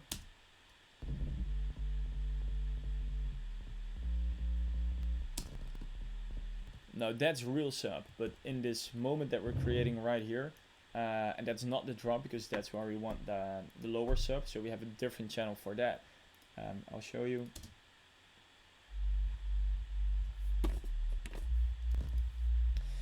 We have a different channel and we mix it in a different way, of course. We have a different EQ setting on that because in here, oh, I see that we don't, yeah, we do have an EQ on it. It's an F6 we used. But you'll see that this way, when you listen on your cell phone, you will have all the warmth because the bass in here is something your phone will probably be able to get out of its speaker. An octave down, you won't hear a thing. So that's why we use this here. Sounds nice and warm that way. We used our Juno for this arpeggiator.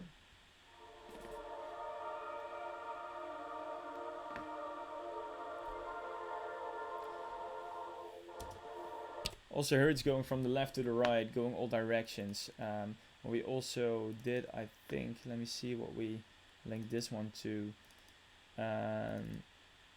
Yes, in here this is a really nice thing from Ableton.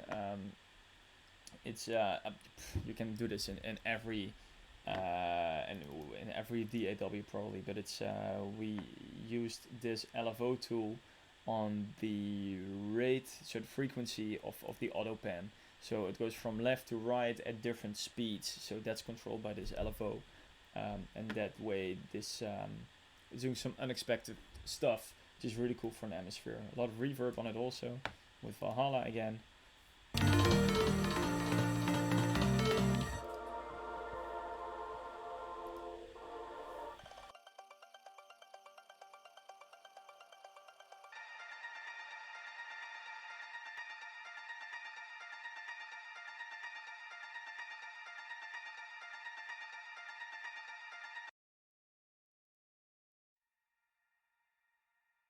So that's that. Besides that, just some effects on that also, and that's that moment where everything is super small, and you know, and after that, that's the whole thing. That's what we try with every track is that we want to, you know, blow people away after the small part with the biggest part you can imagine when it comes to a track like this. And that's just, you know, getting everything in. We're gonna add drums. We're going to add you know, build up drums. We're going to add keys even more. We're going to add some leads. It's just going to be here is some vocal looping going on. I'll show you how we did that. Just a matter of looping stuff, you know. Also doing a little gain automation here, and it will have some kind of a syncopic effect.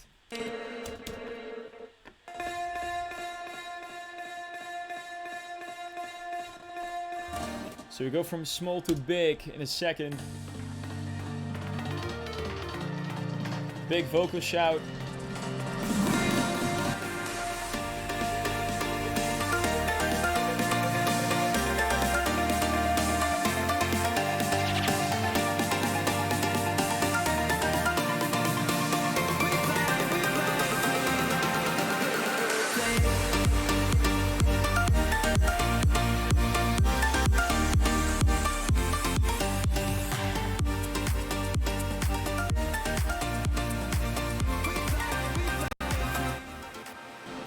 So that's it, you just want to go from big to small sometimes. And if you can have the exact same sounds, but if you have a really powerful part before those sounds, that moment will sound smaller. If you have a smaller part before those sounds, the moment with the new sounds coming in, being introduced, will be bigger and will give that hands-up feeling. So that's what we try to do here. I see question, yeah, do we have Valhalla at 100%? I think we did. You're probably referring to that arpeggiator that we made with Arduino. And yes, why not? If you're creating like a pad kind of thing, then why not? Why not use 100%? That will make it dreamy, right?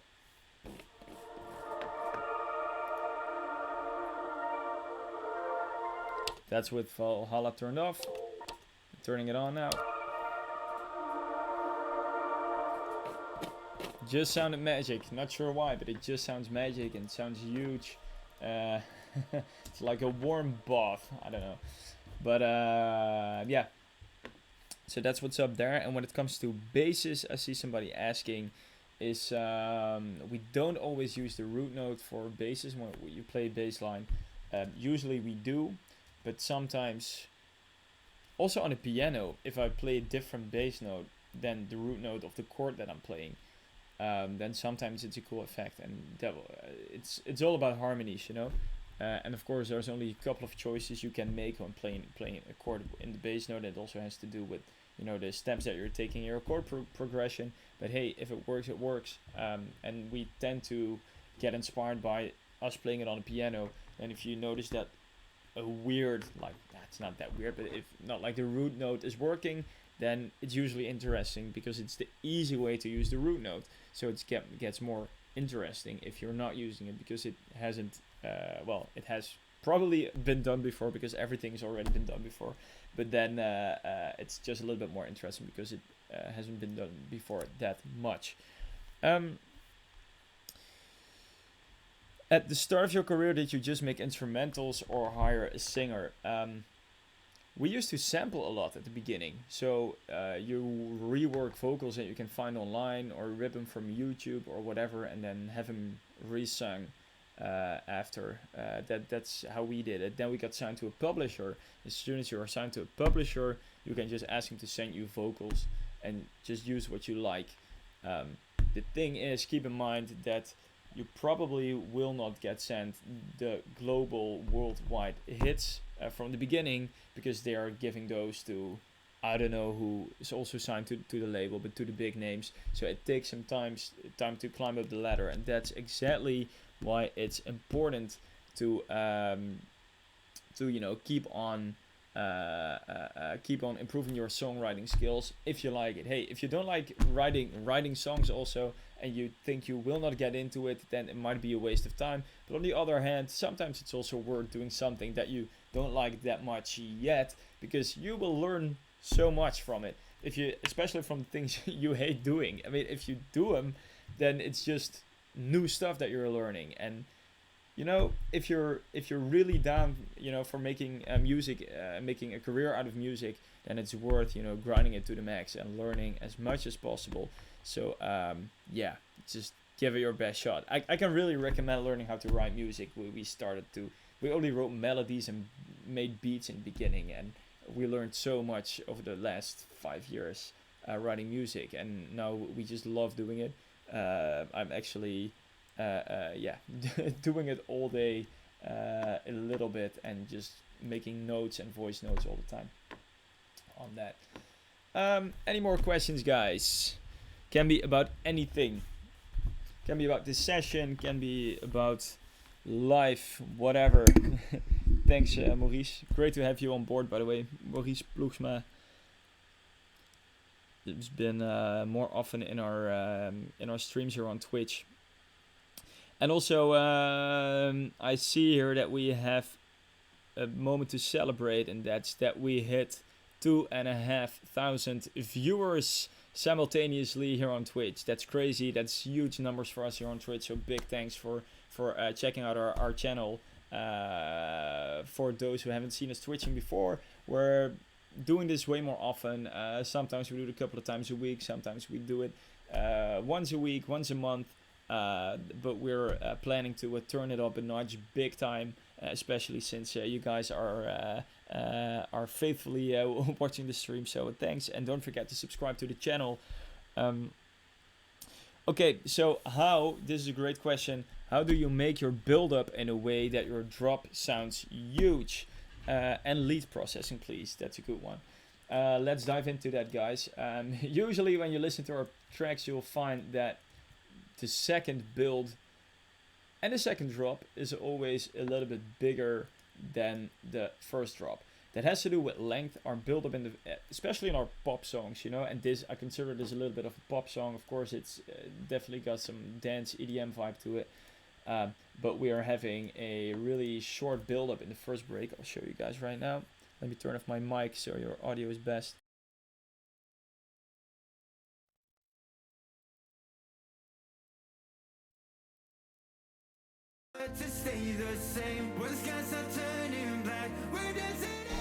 So here, this is the first break building up to that moment.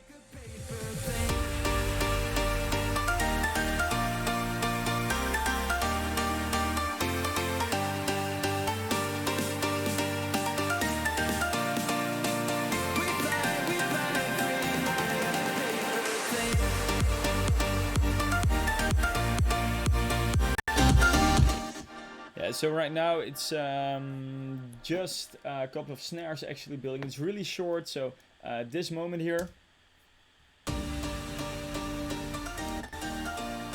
This is actually already the moment where the melody is starting, where the build-up is actually starting. It's also at the same time the moment where the synthesizers and the keys hit. But at halfway, we're already adding drums.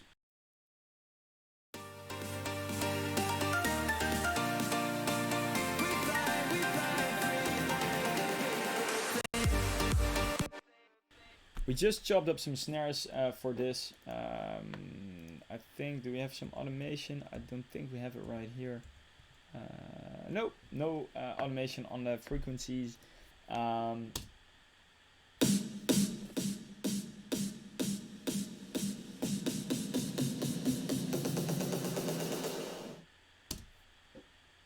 That's all that's happening when it comes to, and of course some rises. Let me show you here.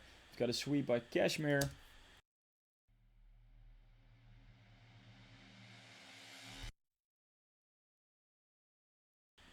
And I think for the first drop, that's pretty much it, guys. We also have some crashes. This one we borrowed from our track Wait for Life on our album. Some more long crashes, some crowd and everything, but it's really not that much. To be honest, at first we had a huge build-up section with, I think, even 3 different drum layers adding. But that was just too much, and in the end you notice that less really is more, and that's an important lesson we learned also from this track. That you know, sometimes you gotta get rid of some stuff for other stuff to pop out more, which will result in way more energy. So that's an important one. I'll take you to the second build up. You see, after this moment where everything is super small that we just discussed.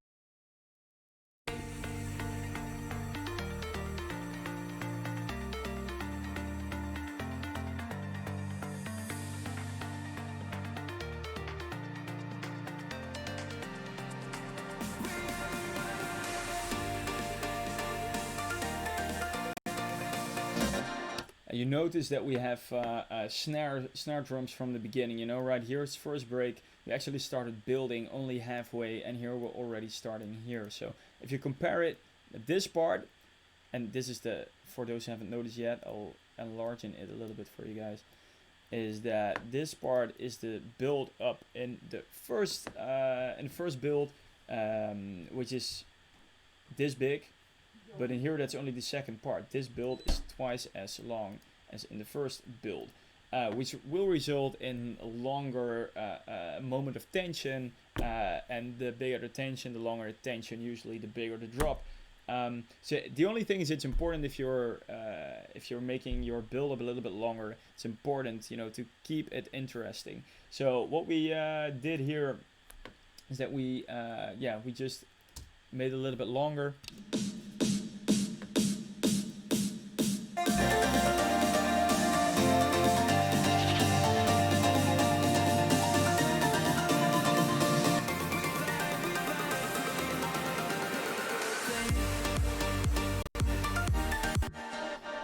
Let me now sum up for you all building elements in the second build up, so you guys have an idea what's going on. So what you notice here is that we also have some snares. Some are pre-shifted.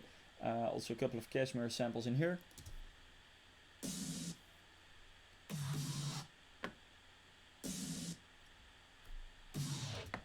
What you notice here is that we messed around a little bit with those by yeah, just altering the sounds every time it hit. So that way it keeps it stays interesting. Sounds shouldn't be too far apart. Should still have, you know, the same vibe, same character. I mean, they can be entirely different, but they just need to blend in with each other. That's key, I think. Okay, more elements here are the breathing sound that I showed you earlier. There's a long crash, short crash. We are having, what's this? Acoustic guitar sample buzz. That's a part that Tongavac sent us, but that's not in the break. The square build that we created.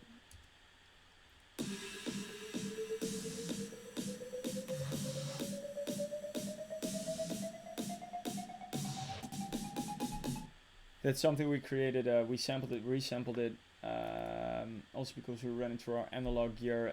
I think I made it in Spire. It's just a matter of getting a really short but powerful square plug. I mean, anybody can make the rhythm, right? And then pitch it up as it progresses through the build-up. Not sure if I should use the arpeggiators also in this build. Transition sound, impact, sub is just playing along, so I'm not gonna include that also. I am gonna include the vocals, because I definitely use those.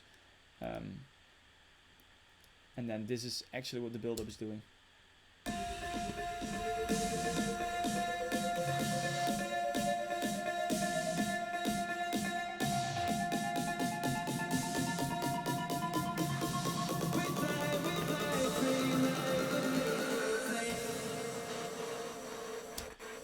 And then, of course, in the drop there's way more stuff happening. There's more impact. What we also do after the drop is that this is a Crazy Rise by Dennis Koju's samples. It's really great. We altered it a little bit. I'm not sure if you reverse it or anything, but there's definitely a fade going on in here. So in the drop we keep on rising, so you don't have the feeling in the drop, bam, this is it, but it's like bam, and we're going to even to a next level. Here, check it out. So this is still the build.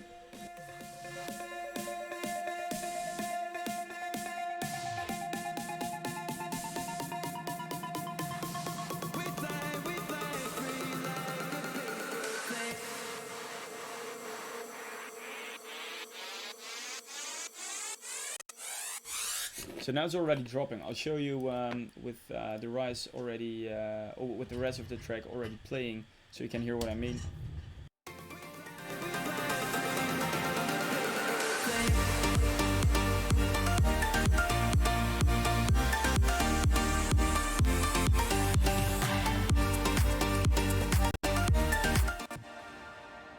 So that's all contributing to the size of that drop, and also don't forget that we are using a high pass filter on the master channel, and also usually doing a little bit of reverb here to make things fuzzy and sound a little bit far away. So when the beat drops, bam, everything will be there and everything will be in the face instead of thin and far away, because this filter is actually making it thin, as you can see.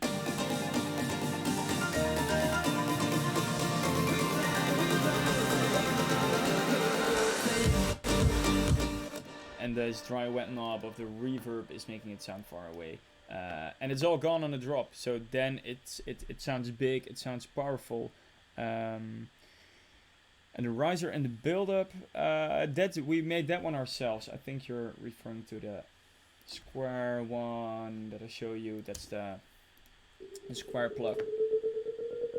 But I'm sure, I mean, you can do it. You can definitely do it. It's not that difficult. Just that's also a big hint. Make sure that you learn synthesizing, how to create sounds. As soon as you know that, you can make any sound you want. You can just listen to a track they're working on and think it's still needing a little bit of, maybe something like this, like a rise, or it needs a little bit more power in the leads, and that's all. It all becomes possible when you know what to do.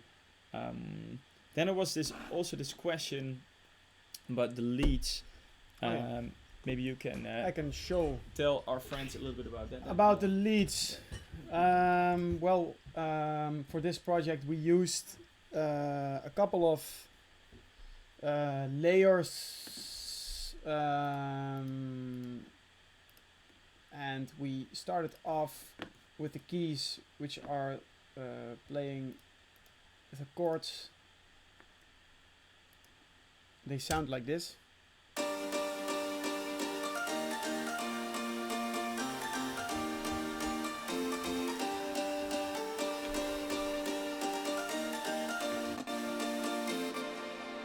That section is a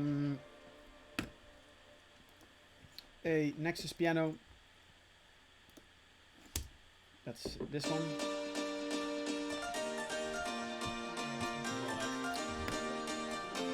Saws. Nice. The saw, we have something with attack. That's this one. And some atmospheric sounds, which also is Nexus. I think all those keys elements are from Nexus, which...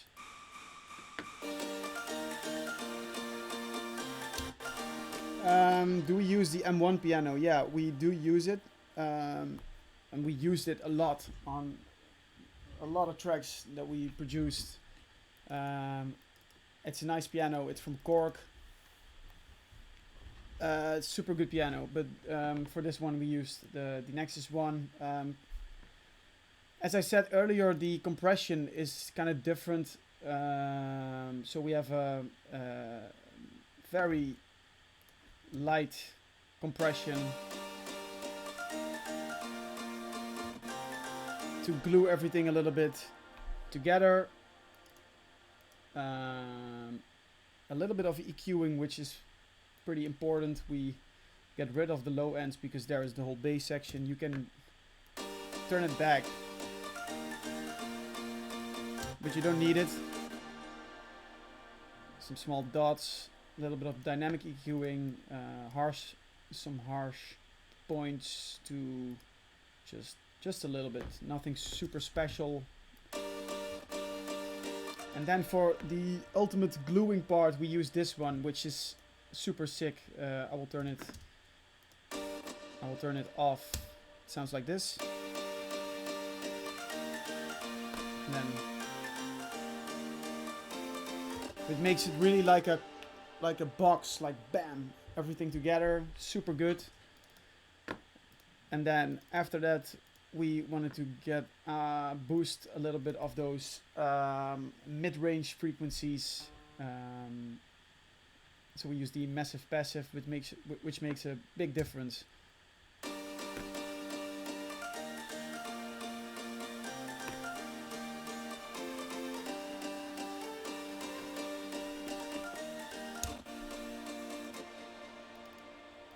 BX meter to check out if there is some phase issues, but was not the case.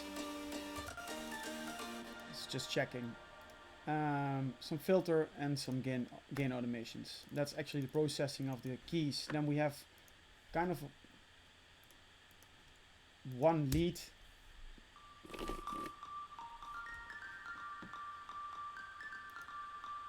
Which we is an analog synth called the Prophet.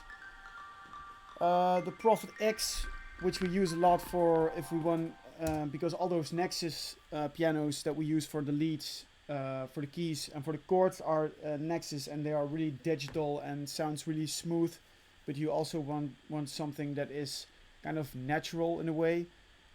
Prophet X has a lot of really cool samples, and they all have a characteristic sound. So we use that on as a top layer on the keys. It sounds like this. Hello. Here. Saturation, the culture vulture, a little bit of reverb to create atmosphere, some delay by H delay, sidechaining, and a little bit of EQing.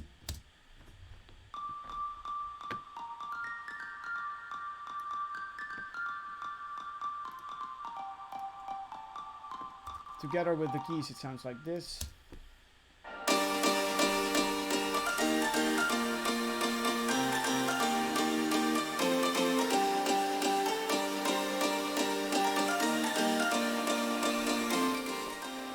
And then the part of kind of missing a little bit of warmth in those keys, we created the sound. Actually, Lucas created the sound in Ableton called Operator, I think. Yeah. Yeah. And we mixed it. We blended in. It's full scale.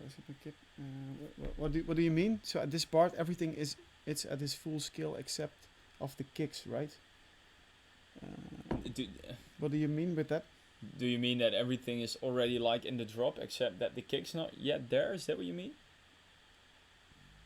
No. Okay, so then we mixed in those Yes. Okay.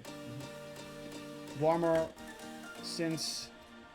So that's this one.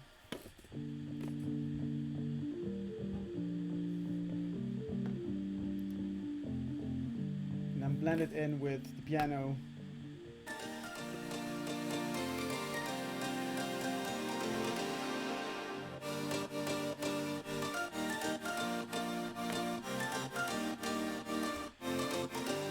And that's actually what's happening on the drop.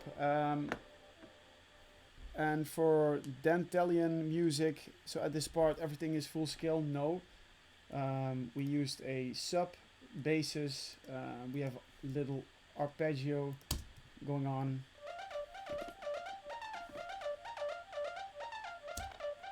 Sidechaining. We have a sub bass, a kick, some effects.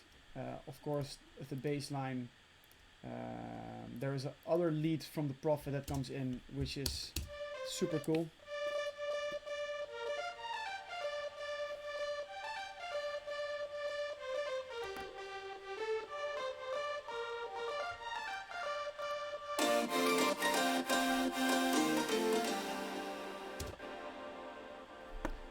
That's actually what's happening with the drop section, like the lead part, including the kick, bass, and all the keys together, including the low part, Prophets. And then it sounds like this.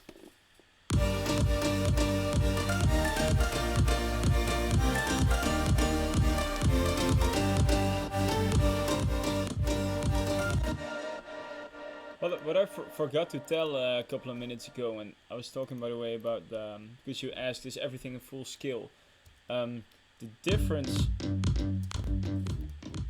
between the drop and that building part is also the bass that Steve just showed, that sub bass that's actually an octave up that I told you about. It's making the drop also a little bit heavier because all of a sudden that sub sound drops an octave as soon as the beat drops. So is it That's this one? Yeah. Yeah. It sounds. Can you play them after each other so they can hear Yeah. the difference?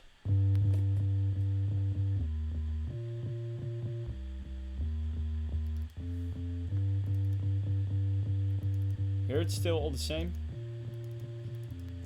But here comes the drop in 3, 2, 1.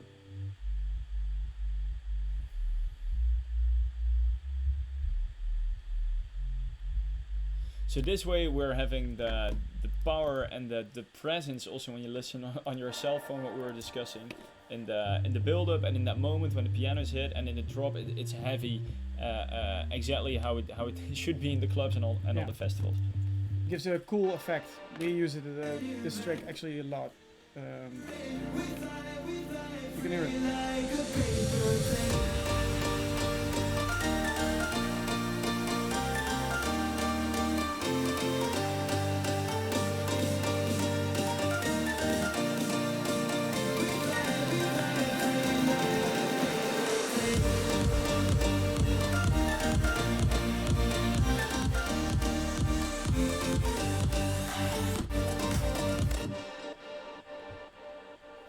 So that's a cool trick of creating tension between the build up and the drop.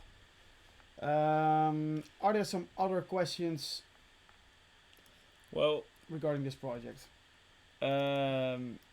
yes. Now, before we continue, definitely give us those questions. But I'd like to address that. Holy shit, we've reached 3.4 simultaneous viewers on this Wow. stream, which is insane. A new height. Let's keep on building to that 3.5 or 4K or whatever.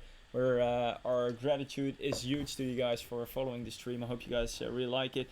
Don't forget to subscribe to the channel.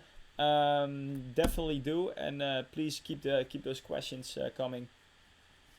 Do you sidechain and process your sub separately from the top bass? Yeah, we do.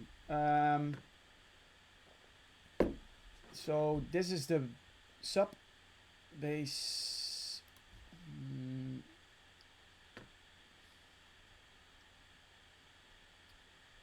We have to work in colors. That it's a nice thing. We also learned stuff from this stream. Yeah, Apparently, yeah. next stream we promise everything will be in colors. It's time. It is time. It is time. It's time to change. Woo! Time to change. Doo-doo-doom, doo-doo-doom, So this is the doo-doo-doom. sub bass. And then on the other section, the top bass, which we mix together.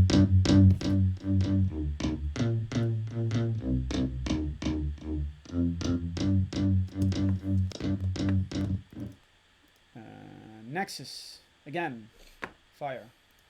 Boom. Boom. Getting rid of those sub because it's already there. Just a little EQing. Sounds like this without.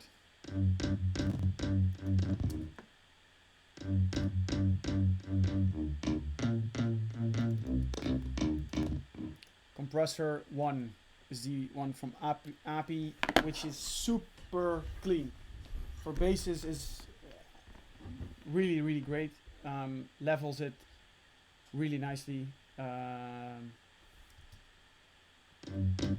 we're compressing quite heavy. This one is great for basses. Makes it super analog and warm, and glues everything nice together. Especially the low end part makes it really smooth. Then another thing which is super cool is the Neve one, and we don't do anything with this, but it's just there, and it makes your sound a little bit more kind of sitting in the right place. And I think that's the only way to describe it. It's But super weird because crazy. we don't use anything of it, but it's just there, and it's All settings are set to neutral Yeah, right now. it's and just- still doing something. it's just the default setting. I'll show you, and it's minus. There you go. Same settings. It's just there to create kind of that box for the bass.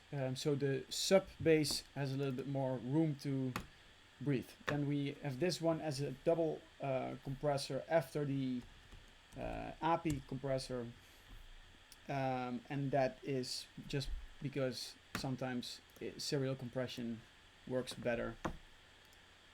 Then we have the compressor, which is also a compressor, and the thing is with heavy compression on basses, it's just making everything tighter. You don't want to be in a club, listen to the song, and playing the G note and afterwards A sharp, and the A sharp is way louder than the G note. Then you will just have problems. Not only listening to the song, but you will just lose energy. So basses are kind of difficult to mix and use the right compression in every way. Then we have the Elysia.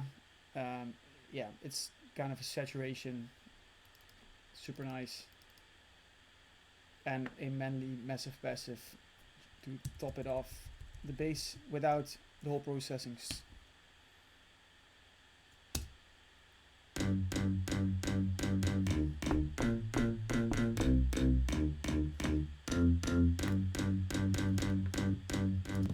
So that's without processing, and this is with processing.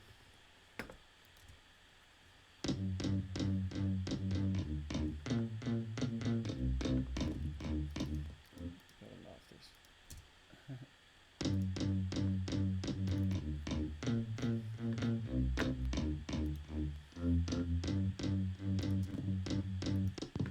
Then including the low sub, heavy compression, T-Rex, classic clipper, Pro Q again, same settings by the way as the other one. It's just a preset that we use a lot. Makes it really stable. EQing after the sidechain, and for warmth a Studer, which is awesome on kind of every instrument. It's super good for vocals, super nice for pianos, and super stable for basses. And together we have this.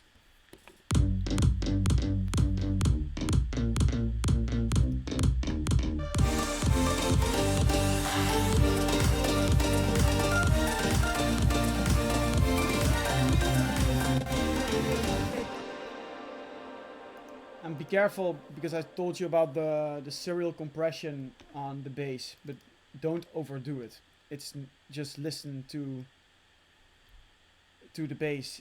Does it need more compression? Are the notes stable? Is it a clean signal? But don't overdo compression on stuff, because it can make your sound less alive. Yeah. Sometimes it's just a style thing, but yeah, more is less. So you can better use 4 compressors on the chain doing small bits than 1 compressor slamming the shit out of it, and then the whole signal get lost. Yeah, That's it. that's it. Then we have some, the vocal is also kind of a different thing, which is very cool. The vocal, I don't know, did Lucas already told you about the, I'll do it like this because you don't see anything. This is probably better, right? Yeah. We always use Sense for vocals, not only for vocals but for everything. We use the chorus, some choruses, some delay throws, which is quite nice for vocals. So let me play the vocal for you guys.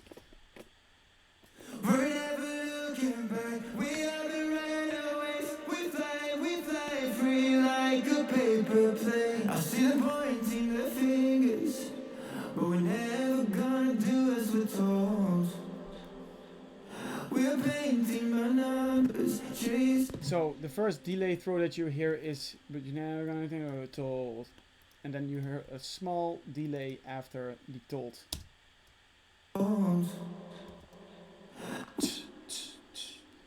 Those are those super small things that makes it way more interesting to listen to, and it's quite fun to play around with this kind of stuff, because else it's just popping in a vocal and then just don't look at it anymore. Just mix it, and you can make it more special by creating choruses, flanging effects. We use this one on the vocal a lot, mixing some edge in. Let me show you guys what we did for the vocal. This one is sick. It's called Micro Shift. Oh yeah. Let me check. Let me show you what it does. We're painting by numbers, chasing rainbows like we're looking for gold. Through the oceans. So just a little bit of a flank effect to smoothen out some certain areas of the vocal. Again, our friend just doing nothing. Just sitting there and doing nothing. Small EQing dots for this one, especially around this. We're painting by numbers, chasing rainbows like we're looking for gold. De-essing. Studer. We're painting. CLA. Yep, CLA. Vocals are always hard to get right. What do you mean, David? To get it right mixing wise, or in the get it right sounding wise, or let me know.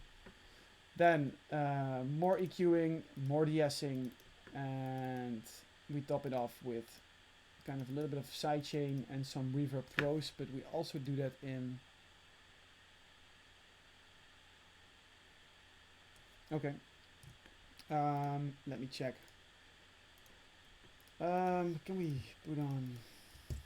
Okay. And since we're here with almost 4,000 people, yeah, that's great. Let me show you guys something that we never showed before. You're gonna keep on your clothes, right? Yeah, I'm gonna keep on my clothes. Yeah. Thanks for that. I will. We made a super nice vocal chain, and I'm gonna take you through it.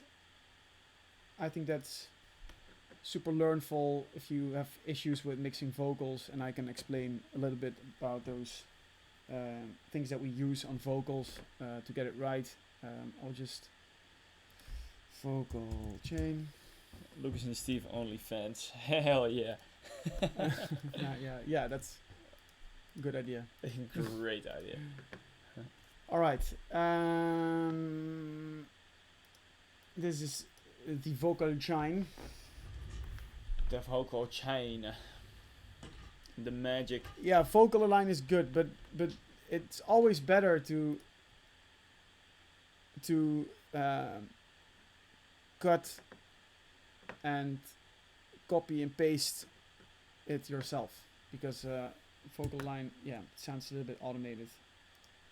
It can be good for harmonies sometimes. Yeah. Not for all harmony. You know, with vocal line, you if you use it for doubles, for example, you will lose a little bit of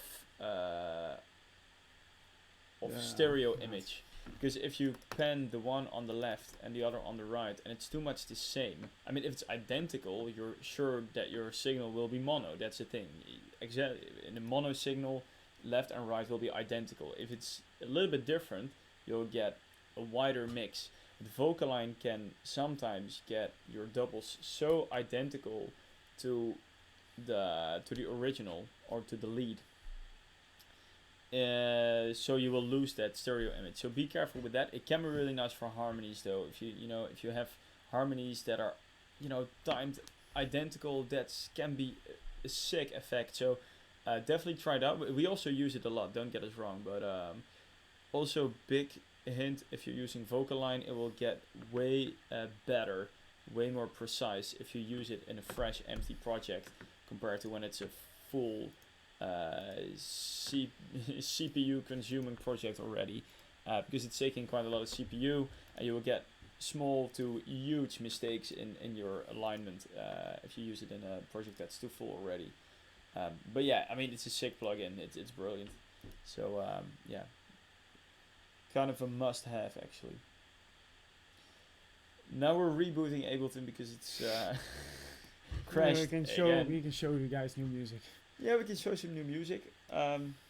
Yeah, sure, why not? And also, by the way, we're putting new music in everything. If you, maybe some people of you just tuned in and don't know who we are, we're Lucas and Steve. We make music, as you might have noticed. And if you want to be up to date all the time on what we're doing, also definitely check out our Instagram page. Just look for Lucas and Steve, and it's easy to find. And don't forget to subscribe to this channel. People already hit 3.8 simultaneous viewers. We just keep on growing, which is crazy. And also Dentalian Music. You can send your demo to us on Instagram. We're actually right now working really hard. 3.9 by the way, nice, high five. We're actually working on starting a record label right now. So we're always looking for new talent, for new music, and we're really happy to give you guys some advice on your production. So just send them on Instagram to our Lucas and Steve account, and we'll give you feedback. Let us show you guys new music. There we go. There we go.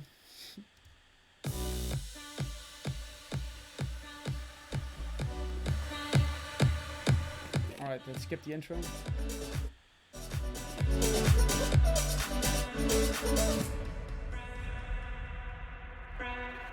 You know we can go all night. We got places where we feel right. Chase me to the morning light. We will be together in this life. In this life.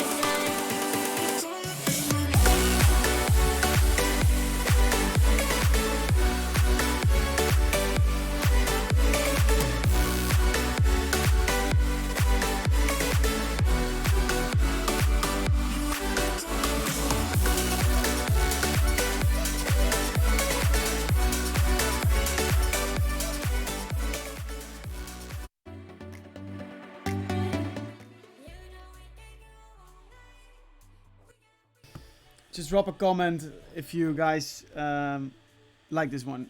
It's a new one with our buddy Retrovision, and it's kind of almost finished. So yeah, let us know what you think of it. Chase me to the morning light. We will be together in this life. In this life.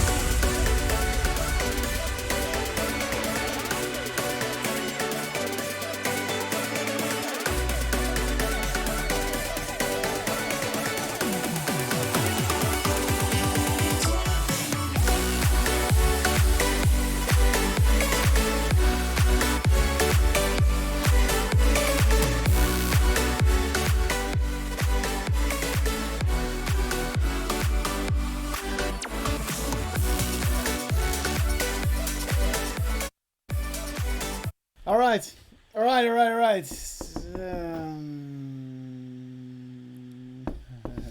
In the background, but are you guys hiding from hiding us? anything. We will. Nothing. We're nothing hiding. Just a couple of Good reference songs. yes, and collabs that you that we cannot reveal yet. Good. All right. So starting off the vocal chain, that was what we tried to do. Oh. La, la, la, la, la, la, la. Yeah, man. We also can't wait for the release of this song. I mean, this one needs clubs and festivals, so we're just gonna wait for that a little bit longer. And yes, people, we've reached 4K. Legends watching us today. That's awesome. That's really awesome. There we go. Starting with the infamous 1073 tube deck, which is awesome. We also have the hardware version over here, which is cool. Use this one a lot.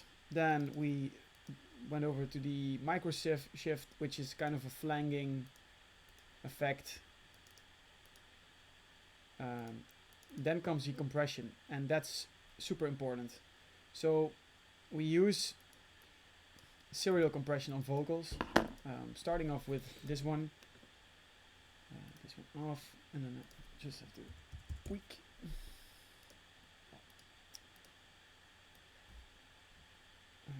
Should be there. Kaboom. Boom. Yeah. So starting off with this banger. Yeah. So that's the thing. Like, I'm not sure if you guys heard it, but the analog mode that Steve told you about on the CLA 76 was turned on, and especially because there's also compression and everything behind it, like on the channel, but also on the master strip. You will hear that buzzing of that analog emulation thing way too loud. So Super turn that off. You might want to do that. So we're hiss starting indeed. off with these, this one, and then we always turn it on like this, and then hitting around -10. So very heavy compression at first sight. So blasting in the vocal, then turn this one on until you think that's nice, because it slams the vocal really heavy. But you're gonna lose some of those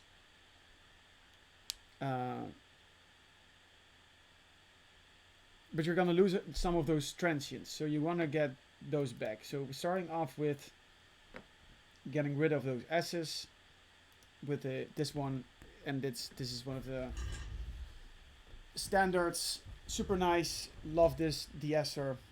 Then the compression. This one should be later. There you go. Boom.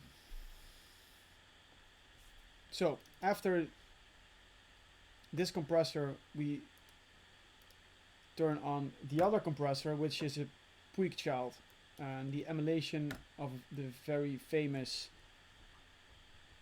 I actually don't know what's the name of the real one. It's also something with Fairchild. Fairchild. Fairchild. That's it, yeah. So you have their preset called Vocal Attack. The time is almost to the left, and then be careful with those. You cannot see it, but it's here. Analog. Turn it off, because it has a zoom around 60 or 50 hertz, so turn it off. You don't want that. Blasting on, and then it's super nice punchy attack Fairchild, Puig Child, which is super nice for those on the vocals, and makes it really direct In that phase. in the face. Then you can use this one for creating nice high ends. We use this one most of the time on 12, boosted around, but it depends on the vocal, but boosted around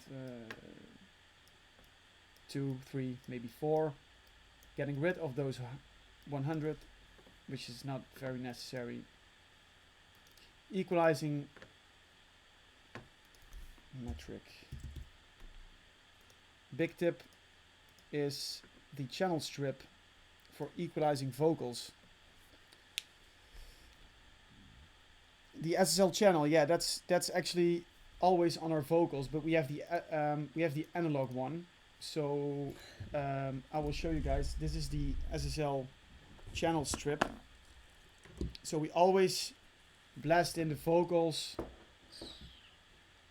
Can you show the difference? So we showed the left one earlier. That's the This is- SSL G-Bus compressor, which is really great. And this is the SSL EQ. Yeah. Which we always use on vocals. So SSL, there you go, boom.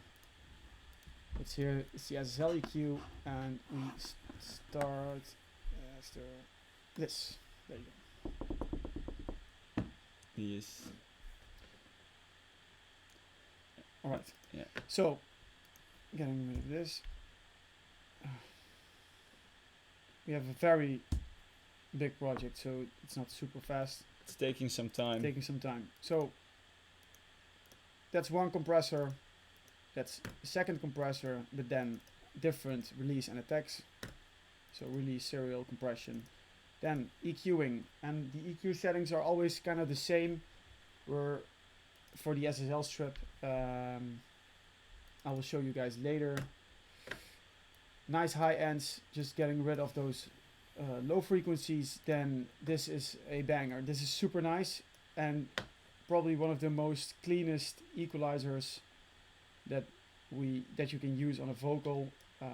It's from Metric Halo, and it's looks like it's 70 years old, but it's super good.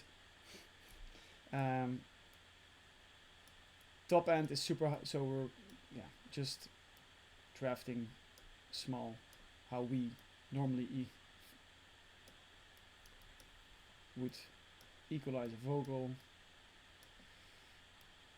Super fast, so just a draft.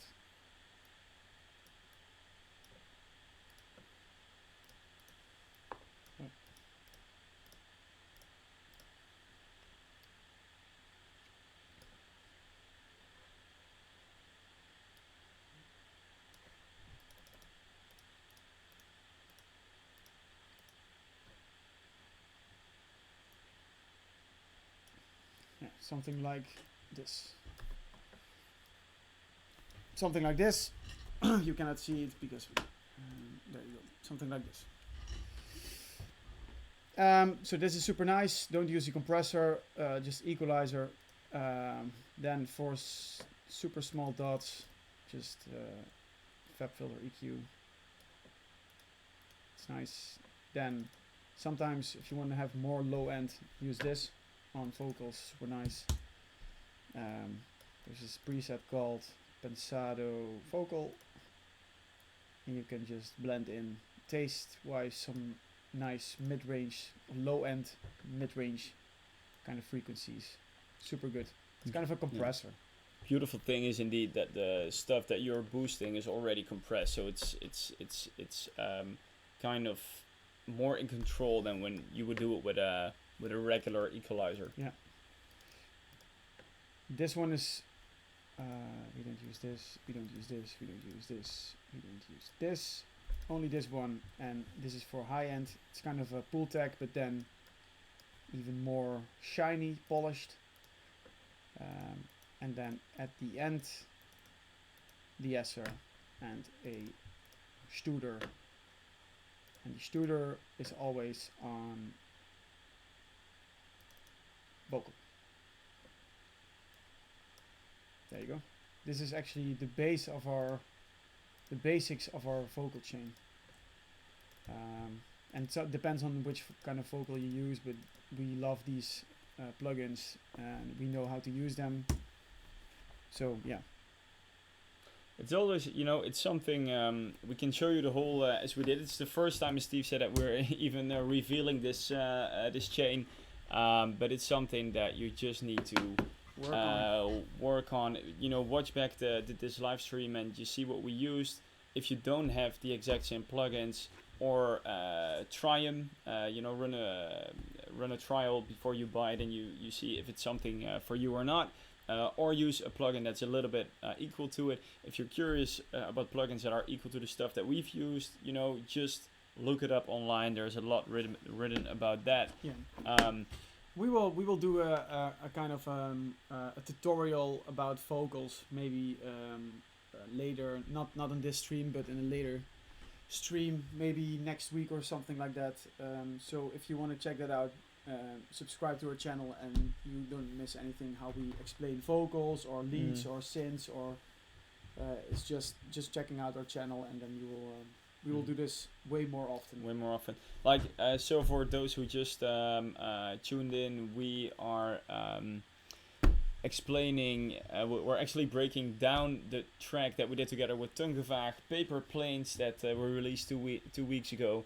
It's already out on all streaming platforms, so don't forget to check it and add it to your playlist if you like. But also what we're going to do more often is, we did this in the past, and I see some people I've seen before on our Twitch channel, and they know how we like sometimes to just turn on Twitch when we're producing music, just sometimes just starting from scratch. Wow, from scratch is different. Scratch is Difficult stuff. And sometimes we're working on something that we've been working on for a longer time, and then we dive a little bit more deep. We explain what we're doing at that moment, and yeah, that's what we do here on Twitch. So check that out. Also, by the way, if you guys have ideas of what what could be cool for us to show to you guys, or you're interested in a next stream, please let us know. Just send us a message. You can do it here on Twitch, or send it on Instagram, and we will include that in our next videos. And that's because we're gonna do this way more often. So yes, bottom line, subscribe to our channel here on Twitch. We will be back very, very soon. Yeah. Here. Just a couple more questions. I sure. saw why you are not using the same EQ plugin all the time, because there is a difference in. It's a good question. It's a good question. Yeah, there is a difference in EQs. Every EQ has its own sound. Sometimes it's nice to have a equalizer with character. Sometimes it's just nice to have a really clean equalizer where you can just go in, open the plugin, and use the plugin in a very effective and fast way. And sometimes it's just nice to dive in a little bit deeper and just go crazy on the EQing. But every equalizer has its own sound. If you boost 10K on a FabFilter EQ, it sounds totally different than if you boost it on a SSL equalizer or a metric halo. Yeah. So that is actually why we're using all kinds of equalizers. Also, some equalizers like the FabFilter one that a lot of people use, and as also is the Pro Q.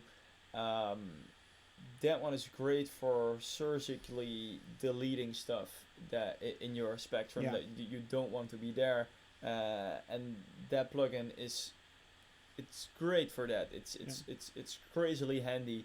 But if you wanna boost larger parts of your mix or get rid of it without having to deal with too many resonances also being pushed.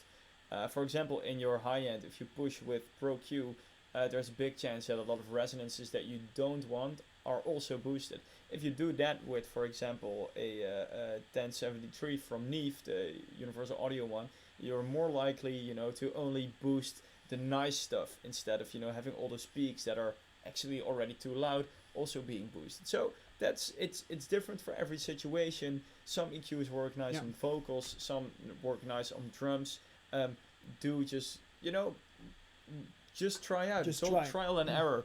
Mess around with that a little bit, see what happens, and remember or take notes on what you like best in what situation. And I'm sure that you will have your favorites over time, absolutely, and that will also alter every now and then. Absolutely. It's also a matter of trying and keep on looking for new stuff.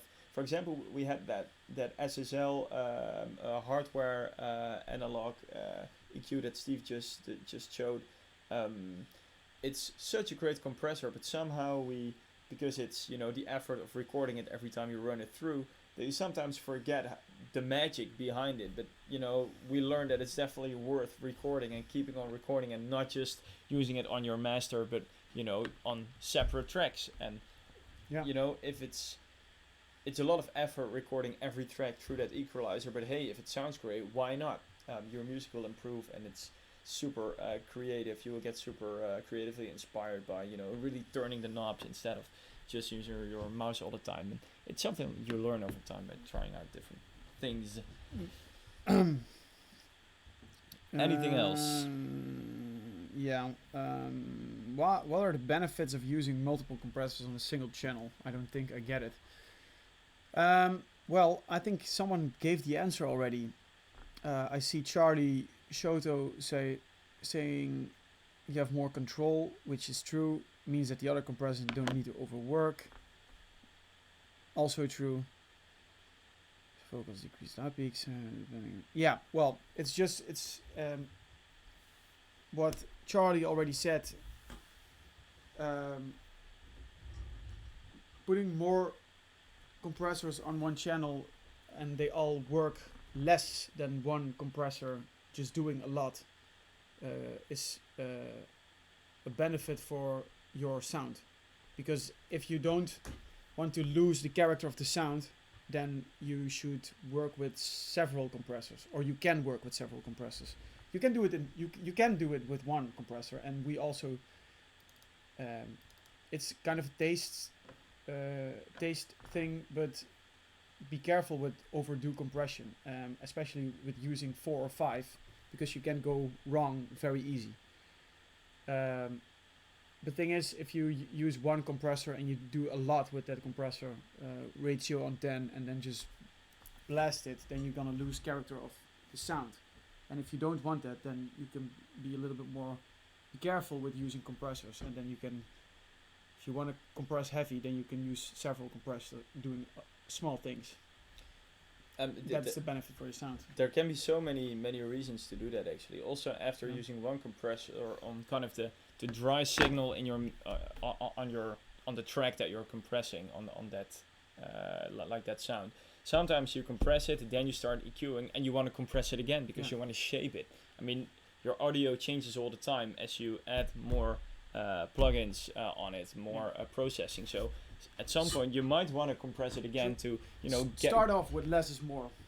Absolutely always start off with less is more. Yeah. Maybe don't think like if you put in a sound, don't think already it needs this and this this and that. This. Just try to figure out how to work with the origin of the sound instead of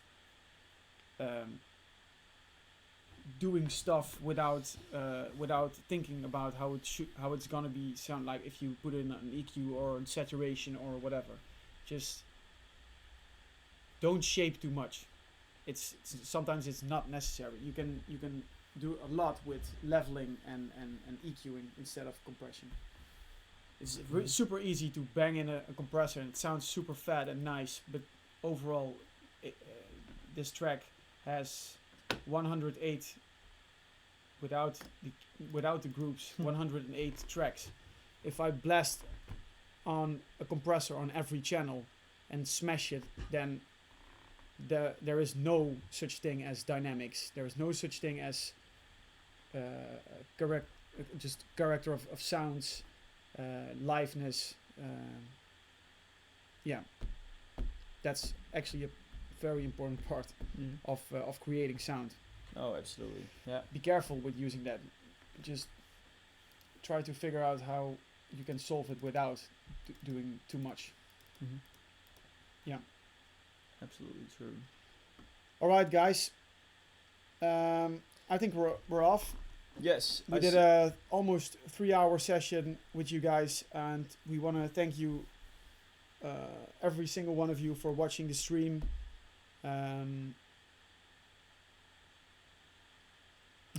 so glad to see this Ableton on screen. I nearly fell into Twitch. Boops, booty trap. All right. Been there, done that, bro. Yeah, same. But hey guys, I see one last question, and it's a very good one. Can I send a demo? Yes, you can send it on our Instagram account At Lucas and Steve. At Lucas and Steve. Also, don't forget to follow us there. Follow us on Spotify for all the new music that we're releasing. Yeah. And our next sessions here on Twitch will probably be about music that we're creating at this moment. because we want to do that live with you guys on board, with you guys watching and giving us ideas and inspiration maybe even. So please do. We've done that in the past.